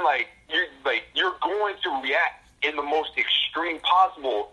And in his case, the hallucination, I would have loved to know if the reflection was had he wished he had right and went that route? Yes. Or yes. was he content with the way that it happened? Yes. And now he's just reflecting well, it could have went this way, but I'm cool with this way too. I think what we saw was the definition of impulse. We saw the definition of adrenaline, and then we saw remorse, and that was it. Yeah. I think that's just what it was, because number one, we all, when you get married, you taking vows, period, point blank. And so nobody wants to be cheated on, period, right. Point blank. And a lot of times people get complacent and content, and they start to slip. And so she didn't think he was going to come home. She didn't think he was coming home early. That phone call was a trick. And so sometimes when you think you're getting over on somebody, in the end, they end up having the last laugh. Yeah. And when you cheat, you should have a serious life insurance policy assigned to your name. I advise that to anybody. You need to have a life insurance policy, and you need to, kind of tell people how you want your funeral to go, and, plan out your eulogy. You should plan your funeral. Now, I know that might be harsh to some people, but I feel like you don't understand the extreme level of somebody seeing their wife or their husband in the act with somebody else. That is total devastation. Yeah. No, go ahead. If I was him, though, you know what I mean? Like I say, he went off the impulse. I thought he had something going on with the shorty that he was working with. Yeah, with Lola. Uh-huh. Yeah, I was like, all right, white boy, you got some flavor right now. You got this cute joint talking to you, like, yo, you're seeing your wife like that. You know what I mean? Like, oh, that's how you're gonna move. Cool. Mm-hmm. Let me make this phone call real quick. Mm-hmm. Hey, ma'am, you know what I mean? What time do you get off of work? Mm-hmm. You know what I mean? We're about to celebrate our anniversary. Right. And old girl probably been with it because she was feeling him. Oh yeah, she was feeling him for sure. No, she was definitely feeling him. But I noticed because it was their anniversary. He said, I got some flowers for my wife, and I'm getting her some chocolate. My wife really likes dark chocolate. And then next thing you know, she had? Honey, she had a huge Tootsie Roll in that bedroom. Okay? I mean, it was real, and I think, was he also enraged because it was a black man having sex with his white wife? You know what? Yo, can we talk about that real quick? Yes. I thought about that. I actually, watching, I was like, I have no doubt in my mind a lot of the reaction because, you know what I mean? A white man coming in to seeing his wife being, you know, in a sense dominated by a black man. Completely. That probably would infuriate a white man like that. Mm-hmm. Mm-hmm. You know what I mean? Like, this dude's already athletically cut more than me, good-looking dude, you know what I mean? Like, my wife is finding pleasure in this man that I could never give her. Of course, you know what I mean? And then on top of that, he's black. Of course it would have been a problem. Of course. And I think, and that, you know, there's so many levels to cheating, but we know that cheating is cheating. I think that, I think race has a lot to do with it as far as what the reaction would be. You know, it's like people are the hypocrisy in it all. When it comes to it, you know, it's just like, well, if it would have been a black girl, you know, it might not have been so bad, but it was a white girl, so it's just like, you know, people start to kind of justify and rationalize the event, and it's just like the event is it happened, it's wrong, and there are consequences. You know, so many people die daily from cheating or getting caught in adulterous situations. My old beautician came home and caught her husband in bed with another man. So now, is there something wrong with me? You know, how am I going to be able to trust another man again? If I start to see certain signs like this, does it mean that ultimately this person is doing the same thing? You know, it's a tricky deal with the devil to kind of get you off from not being able to really fully function and have productive relationships. You know, adulterers is about lack of communication. It's about childhood issues. It's about lack of self-control. It's about maybe you have too many guns in your home. You know, it's so many different dynamics, because if you don't pay attention, you really do think that they sat in the bedroom and had all these, well, my mama was this or my daddy was that. But I think the intention of the writer and the producer was for us to kind of understand the dynamics of each human in that situation, which then led them to come to that too. You know what I mean? How did Damien, what was his life like that led him to be an adulterer? And then let's talk about his wife. You know, how they even put in that scene where, okay, he's cheated on his pregnant wife before, and then to have her come over, and then to have, you know, Sam have sex with her in front of Damien. Look, you're gonna have to shoot me. Like, you're like, this is not. Like that, I'm not about to watch you. Like, yes, I know I've done dirt on you, but like, you're not about to do the same thing on mine. Like, you just gotta kill me. Right. You know what I mean? I think with Damien, his character became very like humanized. Yes. You know what I mean? Like, he became very, in a way, normal. Yes. In the conversation. I think a lot, like, to me, a lot of the blame got put on the wife. It did. You know what I mean? I think that was justifiable. Yes. Damien, on the other hand, I you know, what he did was absolutely wrong. You know what I mean? I would never respect a man for stepping out on his family like that, and with another man's wife. No. But by the end, by the time that you know, that hypnosis that he was in, Sam was in, I think Damien became humanized. Yes. And you kind of understood where he was coming from. Yes. And I don't know if he was trying to convince Sam, you know what I mean, like using the reverse psychology. Definitely. And even with Sam's, like, you know what I mean, like with the impulse, sometimes looking back on it, could you even say that was really an impulsive decision? Because the way I'm thinking of it is, if I'm in that situation and I open the door and I see that, I'm immediately going to jump in there and I'm going to start throwing hands. Definitely. He opened the door, walked downstairs, loaded a gun. So now we're talking within 3 to 5 minutes of you doing all this. Mm-hmm. And then you walk in and you start to shoot. Now the impulse becomes an actual decision. Right. Premeditated. Yeah. Yeah. No, definitely. And then, I think ultimately, like you said, I do believe that Damien was trying to talk his way out of it, and I think that's what a lot of people do. You immediately sober up from your emotions. You're no longer emotionally drunk. Now you realize that this is wrong. I shouldn't have been doing this. I got a problem, man. And this, that, and the third, all of these things. But it's just like, I wonder if you had never gotten caught, would you stop? And why is it that the ultimate conclusion is that some people only stop once they've been killed? Why do you have to be killed to stop? With cheating, like I said, I think there's a lot of people that if they never got caught, they would have never stopped. Yeah.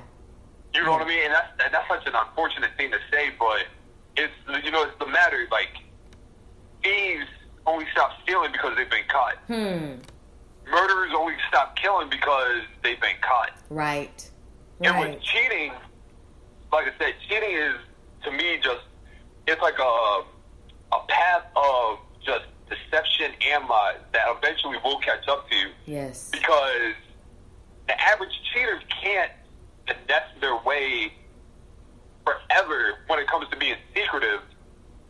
And then they get to a point where they're like, you know what? I'm not even going to be secret about it. I'm just going to cheat, but you're going to know about it. And you know what I mean? Sam was the classic, you know what I mean? Like, he psychologically, it hit him. Because we're men, we're very egotistical, you know what I mean? Like, nobody can please my woman like I can. Right. And then you walk in and you see another man pleasing your wife in probably a fashion that's more alluring to her than you ever could do. So now my ego has been checked. My ego has been destroyed. So I can't go into another relationship without me thinking, I don't know how I'm going to be able to perform. I don't know how I'm going to be able to live up to her expectations because I've now been cheated on.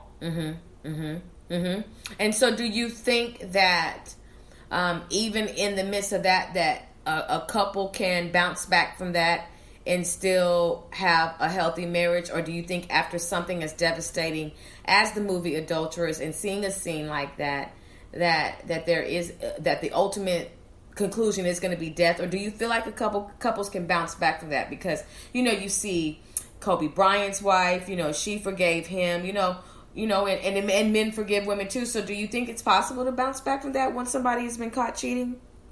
I do, but I don't think the trust is there. Like it normally is. I've talked to plenty of, like I said, a lot of women in my life that, I've known have that experience, and I've asked them point blank, like, is the trust ever the same? You know what I mean? And they always say the same thing. It's not. The trust is never the same. They'll get through it, but they'll never, they question a lot of things. Of course. I don't think death has to be the end result in when it comes to cheating. I think that, and I'm speaking personally, I think I have more self-control enough to where I'm like, yo, I'm good. If this is what you want to do, this is you. I'm going to go on and enjoy the rest of my life. It's going to hurt, of course, but it's a matter of, like, I'm not about to risk my own life now with potential that I've killed you, I'm not about to go to prison for you. You know what I mean? Like, right. It's not going to solve anything. Now I've just ruined my whole life for essentially because of your pleasure. You know what I mean? And I think with men, like I said, we got to work on that impulse. We got to work on, like I said, that aggression that we have. It's a natural instinct that you're gonna attack off of that first sight of seeing that.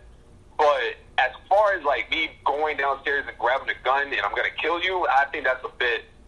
I think that shows lack of discipline. Yeah. No, I agree. I feel, because I know for me, walking into anything like that, I know even though I am of a smaller frame, I possess a superhuman strength. It's called, I'm really going to F you up. And you seem like you got a mean left hook. Oh, I do. And a mean right one, too. I got a mean right one. And I'm fast with my hands. But anyway, it would definitely have to be something to where I know I'm going to be definitely crossing boundaries and physically assaulting. It's going to be definitely assault and battery. They're going to probably feel it like it was a deadly weapon, but no, those are my hands. And, that's just what that is. I feel like marriage is a beautiful gift. And when you decide to marry someone and you sit down with someone, you take vows and you're supposed to really understand that, as two people come together, there's going to be some friction as you're meshing into one. And, a lot of times we are tested and we are tempted. And, with social media, people come back from the past, and then you may be dealing with in-laws, or you may be dealing with friends or people, different dynamics that can kind of have an influence on your marriage. You may be around people whose marriages may not be as solid, as stable, as loving, and so now they see that your marriage is looking good, and so they may try to put a spell on your marriage or suggest things or try to ruin your marriage. And so, there are a lot of factors that go into why marriages have issues. But it is a challenge for us to be able to say, look, okay, if I get a DM from somebody and they ain't talking about anything that has to do with the Sister Speak show, it's on me to curve that. It is on us to curve. It is on us to, now there's one thing to look, but it's another thing to focus. Okay. Now I could understand somebody passing by you and you looking. Okay. But if you start to focus, whether I'm staring at somebody's genitalia or if you're staring at somebody's curves or whatever, the focus is the problem. And so with the temptations that come along, we have to, if an ex-girlfriend calls your phone and you're married, there should never be a long ass conversation. I'm married. I'm in a great place. Don't call my phone again. But if you start to entertain the conversation, if you start to exchange, email addresses, or if you start to, let's link up, or, how you doing? Next thing you know, you're not curving him or her, and now you're making your spouse look bad. You should never put your spouse in a position to where they walk in the room and they're the last to know. Real talk. And men have a bad tendency with that. And I think that when it comes to, like, if you're in a relationship as a man and a woman contacts you, you know what I mean? It should do diligence to, number one, you know what I mean, to let the reminder know, like, hey, it may just, the conversation is getting a little reckless. It shouldn't even get to that point, but right. You know what I mean? Like, first of all, why are you comfortable enough to contact me when you know I'm in a relationship? Mm-hmm. You know what I mean? So now, I'm going to put you in check about that. Like, this is disrespectful to my woman. This is disrespectful to our bond. This is disrespectful to our union. Mm-hmm. If it's not about business, then we really have no real reason to talk. Right. But men are so, I hate to say it, we're so tempted by flesh that we become, like, it's like our mind goes to, like, a whole different state of mind. Mm-hmm. Man, you know what I mean? She's just, you know what I mean? We're just having conversations. They don't mean nothing. Mm-hmm. Mm-hmm. By you even entertaining that, right? Just like you say, you've now made your woman a laughing stock. A laughing stock. That's my point exactly. And then and then if the woman now the woman does not have the same trust. She doesn't have the same glow. She can't even go out there and confidently speak about her man because look what you did. And you don't never give another woman any type of tutelage to think that she has something above your spouse. You know, you don't never do that. And to me, the most attractive man is a man who will curve another woman who is intentionally trying to create an issue. Now, it's one thing if you don't know, but after you get in contact with me and I tell you I'm married, there is no conversations that need to be had. There's nothing that needs to be said. No, nothing needs to be exchanged. And so, like you said, it just makes your spouse or whoever look bad. And the one thing you don't ever want to do is teach somebody how to disrespect your spouse. Absolutely. Absolutely. Remember what I told you earlier about like face motion? Mm-hmm. That applies in relationships too. Like, yo, like get away from our union. Like I know what you're trying to do. You're the devil incarnated. Yes, and that happens. Our bond. Mm-hmm. And you know, and it's crazy. People might hear me say that and they're like, he's just putting, you don't mean that. Absolutely I do, because I believe in the sanctity of a relationship. I believe in the sanctity of, marriage. Even though marriage has become somewhat of a lost art in this generation, I believe wholeheartedly in its true essence and union. Mm-hmm. So, like, I have no problem. Like I said, I'm a single man right now, and I'll curve chicks that, like I said, if the energy's not right, we don't really have no reason to talk. So I'm going to do the exact same. I'm going to keep that energy up even more when I'm in a relationship, because you're not going to disrespect my queen in that sense. You're not going to make her look like a fool. Nothing that you have will ever match what she provides for me.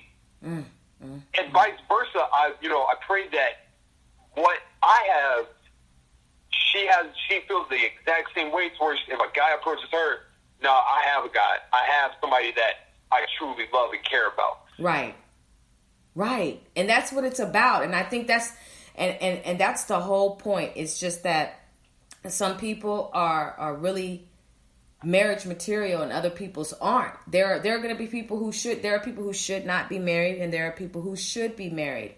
And I think when you have that mindset that you have right there, then you're destined to have a marriage that is going to be successful, because the boundaries are there, and the whole, the respect is there, and that makes your queen be able to get out and about and really be like, you know what, my husband really loves me. Like, when you know that you're loved, you really perform at a high level of achievement. You know what I mean? Like, you excel in so much, because I have, my husband or my wife they really on my team, and I know it. I have a glow in my eyes because they really got my back. And I think that's just what it's about. I think that, just with the movie Adulterers in general, I think it just gives everybody an understanding of how serious it is, how strong love is, how strong lust is, how serious a commitment is, and how serious people take words. Yes. You know what I mean? The movie, to me, highlighted the other side of love that people don't really talk about. Right, what I mean? Because, watching the movie, I thought that his wife, just in that hallucination, she kind of, in my mind, like, she displayed that she didn't love him. Mm-hmm. You know what I mean? As opposed to, I felt like he loved her enough to where he was willing to kill for her. Yes. Ooh. Even if it meant that he had to kill her. Yeah. And he was also wounded by the fact that he had rescued her from an abusive relationship, but he found out that wasn't really her boyfriend. She had actually been married beforehand. See? And so I think that's basically, I think, for a man to really expose himself and to express his love, and then to give it all, and to have it wounded like that. A lot of brothers don't bounce back from that, and that's where the birth of the womanizer comes in. Look, if I could talk to everybody real quick about that. to any man that I know that's listening to this, and myself included, opening up yourself is one of the hardest things that a man can probably do. Yes. Because, unfortunately, there's too many times where we have that vulnerability, and that vulnerability gets used against us.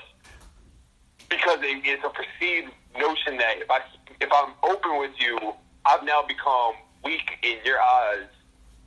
So now you've now wanted to find comfort in another man's arms. And I think we need to see more of, first of all, I want to advocate more men opening up and releasing whatever toxic energy they have in them. But I also want to encourage any woman that's in a relationship that if your man is opening up, even no matter the dynamics of what he's talking about, it's okay to hold him and be his rock in that moment. Yes. You feel what I'm saying? Like, yes. I think we need to see more of that dynamic. We don't use a man's tears to hang him and make a rope out of those tears and then hang him with it. Be there for him. Hold him. You know what I mean? Assure him the same way that we can assure you that everything's all right. Men want to hear that too. Men want to hear, like, everything's going to be good. We're going to get through this.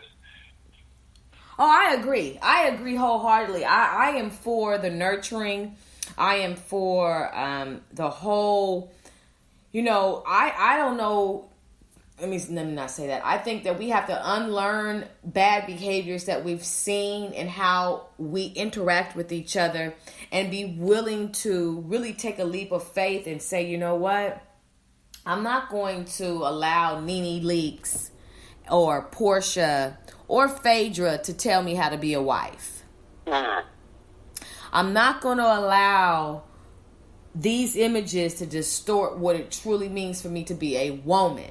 Because I don't know what it is to be a man, but I just know as a woman, there's you have women who were raised a certain way and they know the ins and outs of how to deal with a man, and then you have women who are raised to attack, to get a man, get something, get anything you can, use them, abuse them, reckless teachings. And so sometimes brothers can get with a sister who is good at masquerading those generational curses. Yeah. And then next thing you know, that first argument, she's a Hellcat. You know what I mean? And then a lot of times, I think when it comes to marriages just in whole, just to kind of, we have got to keep people out of our marriages. We've got to keep people out of our relationships, because when you add extra, when other people feel like they can kind of come in, you'll start to notice that sometimes your relationships can start to take a turn for the worst. So I think in general, we just have to be careful who we let in. And sometimes we can be letting our ancestors into our marriages and don't know. Oh, absolutely. Absolutely. You know what I mean? It's already one thing that, we allow social media into our relationship and our problems. But to have our ancestors come into our relationships as well, you know what I mean? That can be a good and a bad thing. Definitely. It's, you know what I mean? Like that whole, I do believe in the aspect when, especially in a relationship, to meditate and pray together and become one together. But we also do have to watch energy that we keep around in our circle, because even the energies can sense that if we've opened up a portal, anybody can enter that portal and disrupt whatever vibrations we have. Yes. That's why if you sleep with someone and the next day you feel like an eerie feeling, you've probably allowed a spirit in your union, and now we have to deal with this whole situation. That's why people that sleep with multiple people, they feel like this emptiness, and they feel like they can never dive into the next relationship. But I think that's a matter of we need to, as a union, come together and understand the power of our love and keep the power of our love within ourselves. I agree totally. And you can always, for me, whenever I'm around someone who I know is out for, let's just say, my marriage or to create any issues, my entire body shuts down. Physically, my stomach turns in knots. I lose my appetite. I gain a little bit of anxiety because of the energy. You know, when you can feel that somebody is especially when somebody tries to pretend like it's one way, but it's really another. You know what I'm saying? Like, but you can really discern energies. And that's why we have to try the spirit by the spirit, so we can be able to kind of just really safeguard our marriages. Because I look at Kirk Frost and Rashida, you know, their marriage being put on Love and Hip Hop, it has just gone through so much.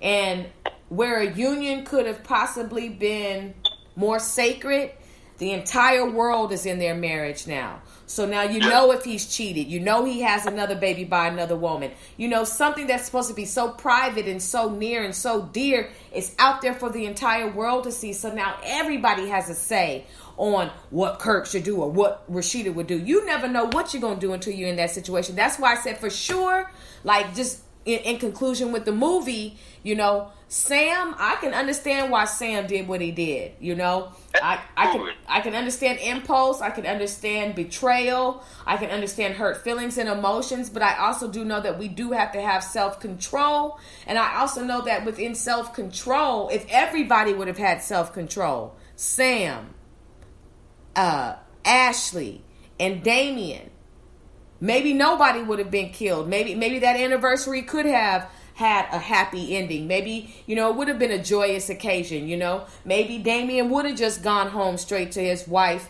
his pregnant wife, and she not have to deal with him, you know, having multiple affairs. You know, maybe if we all focused on self-control, we wouldn't hurt people with our thoughts, with our tongues. We wouldn't cut down. We wouldn't make people feel ashamed when they express themselves. Self-control is a dictator and is a friend that can really help us when it comes to making better decisions. Not having impulsive decisions. Self-control saves lives. And we have to really look into that, because it's the matter of life and death. And I think that's what ultimately I feel like, even though that is based on a true story. So we can't say that the director was trying to evoke this emotion because he, you know, it's scripted. No, this really happened. So what is the lesson in it? Yeah. Self-control. You got to put it in perspective. As we speak right now, that is probably taking place. Oh. You know what I mean? Like, as we are speaking, there is somebody that's being cheated on right now. There's somebody that's walking in on somebody that they love that's cheating on them. I think the underlying lesson that the movie taught was that, you know what I mean, there is that side of love that is very one-sided. Mm-hmm. And no matter what, like, you can be the perfect husband, you can be the perfect wife. If your spouse is a toxic individual that has a toxic mindset, that love is going to be one-sided. And then, to me, I feel like that's one of the loneliest feelings that you could possibly ever experience. Yeah, it is. It is. It really is. You know, I just hope that we all can get to a point to where we can have open dialogues. Absolutely. Open expressions of our emotions, and can find a way to balance it so, you know, we can hear less likely, we're less likely to hear of these stories, because you just brought out a very valid point, and we'll end on that point about the movie, is that right now it's happening. And, you know, we don't know what somebody is emotionally experiencing because we're not there. But right now it is happening. And so I feel like we have to do a better job to where one day maybe we don't have to say right now it's happening. You know, that movie, it shocked me into some things. I'm like, okay, we don't need to be ever encouraging emotional affairs. We don't need to be hearing everybody does it. We don't want to hear once a cheater, always a cheater. You can't trust men. All men cheat. You really have to filter out all of that pollution and really just trust God, because marriage is a gift. It's a blessing. It's not out of style. It's in style. Even if we all come from broken homes, have seen marriages go bad or whatever, marriages last. Marriages work. There are several million people in happy, great marriages that are still challenging. And so we just want to big up monogamy. We want to big up, faithfulness. We want to big up loyalty. We want to big up open communication. And we just really want to encourage everybody to really just take a stronger stance so you can fortify your marriages and your relationships. So, you don't have to end up in the backyard pushing up daisies, because ultimately, right? On your couch confused about, oh man, I really just did that. Yeah, like, did I kill him or not? Like, seriously, because in the end, Damon and Ashley, they ended up in that backyard, and there is no coming back from it. You cannot unpull that trigger. You cannot unstab that knife, unpenetrate that knife. You cannot undo it. Once it's done, it's done. And we all need to understand, are you willing to deal with the it's done part? Are you willing to end up on the first 48? Are you willing to end up on Dateline? Are you willing to serve 25 years to life? Are you ready for a disproportionate sentence that has you serving 100 years versus your counterpart only serving 15 for the same crime? Are you willing to sit there and 3 days later deal with the fact that your spouse is gone and you regret it? Because ultimately, I think that Sam had regret. That was regret. It was regret, and because he was so wounded that when he looked back at that table, that his wife was not eating those chocolates. It's like he had to remember, oh, I killed her. Yeah, it's, you know what I mean?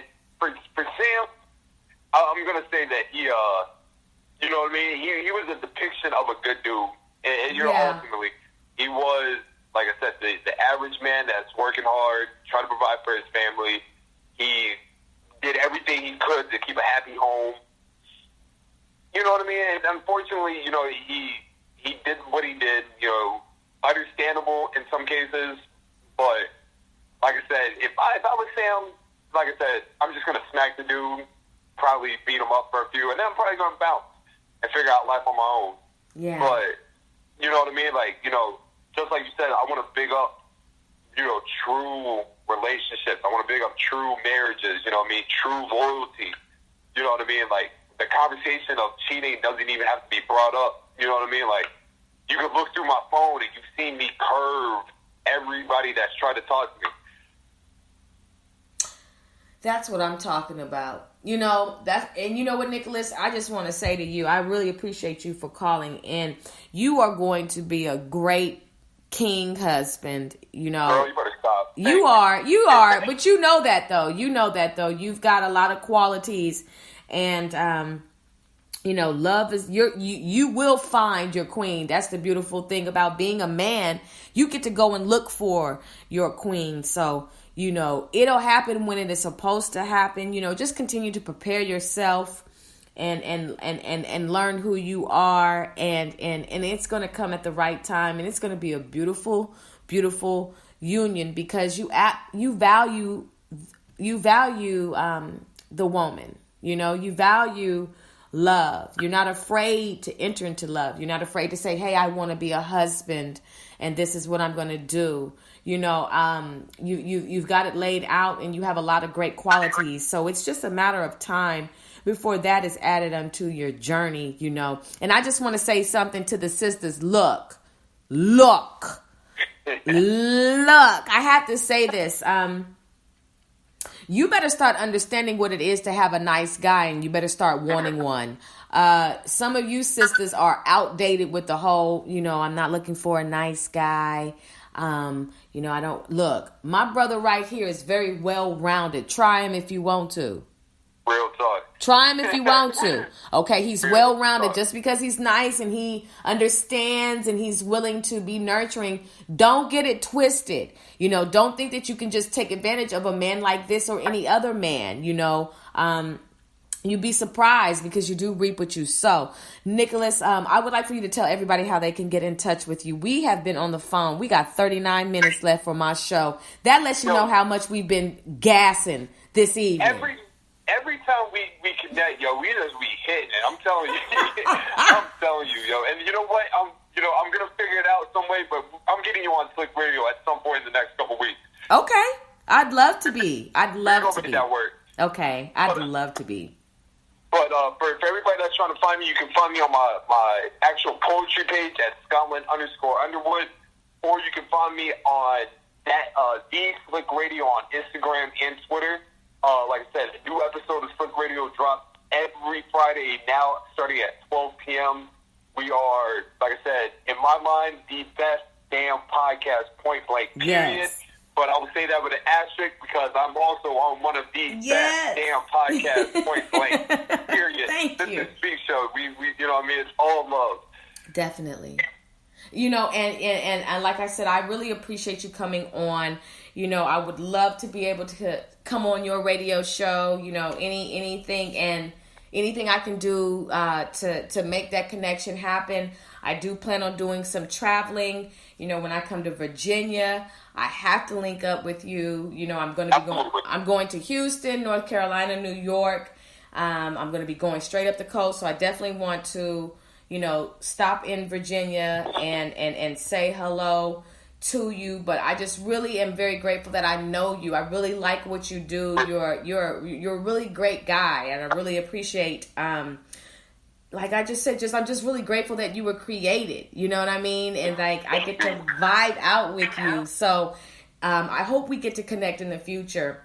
I hope that maybe one day soon you and I could be able to be in the same room, and we do a show one day. Like that would be. I would absolutely love that. I appreciate you just even giving me the opportunity to be on your show. Like I said, I love everything that you're doing. I see nothing but excellence in this show, and like I said, I'm a huge fan. Thank you. You know what I mean? I would love to sit down with you and get your actual autograph. Oh, you know what I mean? Like I said, I'm deeply honored for that you would ask me to be on your show. Anytime we get an opportunity to build, I'm here for it. Definitely. Yeah, you and I got some things in the making. We still talked about that Love Jones. We could always get together and create a play. We could always get together and create a nice movie. There are so many things that we could collaborate on. I just believe that the Lord is, creating our rapport, building up some things, increasing our finances, and you never know how we're going to be able to come back together, put our creative minds together, and absolutely blow the world with our visions of cinematography, whether it's, just whatever it is. I just believe you and I are going to work together on a major level. Absolutely. I know it's going to be nothing but excellent. Definitely. Well, you know what, Nicholas, I appreciate you.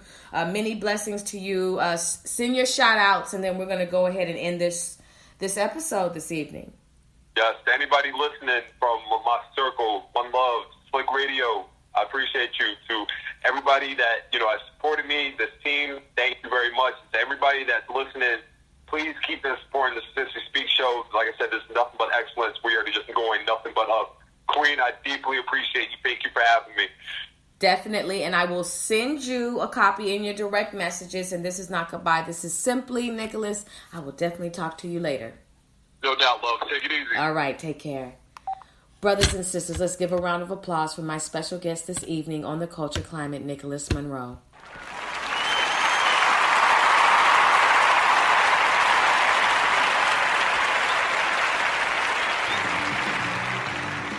Brothers and sisters, thank you so much for listening to the Sister Speak Show, where contemporary meets vision, sound, and action. A talk show for great minds that create, inspire, and evolve. You have been listening live to The Culture Climate, recorded live in Dallas, Texas, as well as on demand. I am your host, Ayana. The time has been well spent. I knew that this dialogue was going to be long, but that's just what it is. You all have sat through long movies, okay? You all have sat through concerts, so you know how to be patient, and I appreciate you. Whenever certain special guests come on the Sister Speak Show, we just dialogue like that, and it's just going to go that long. So I'm really grateful that you stuck by and that you were able to listen to us just vibe out. Don't forget to watch the movie Adulterers on Netflix. It's definitely a dope movie, and shout out to everybody who created that. And that's all I have to say to you all. We definitely have more shows coming up on the Sister Speak Show, more live shows, and don't forget that The Little Beauty Cuties, my first audiovisual book, will be dropping July 20th, and you can purchase that book through me, through direct message at SGTPGW on Instagram, just $10 per book. You all be blessed, don't be stressed, you be encouraged, get up, get out, and get something. And until we meet again, my brothers and sisters, you take care now. I'll talk to you later.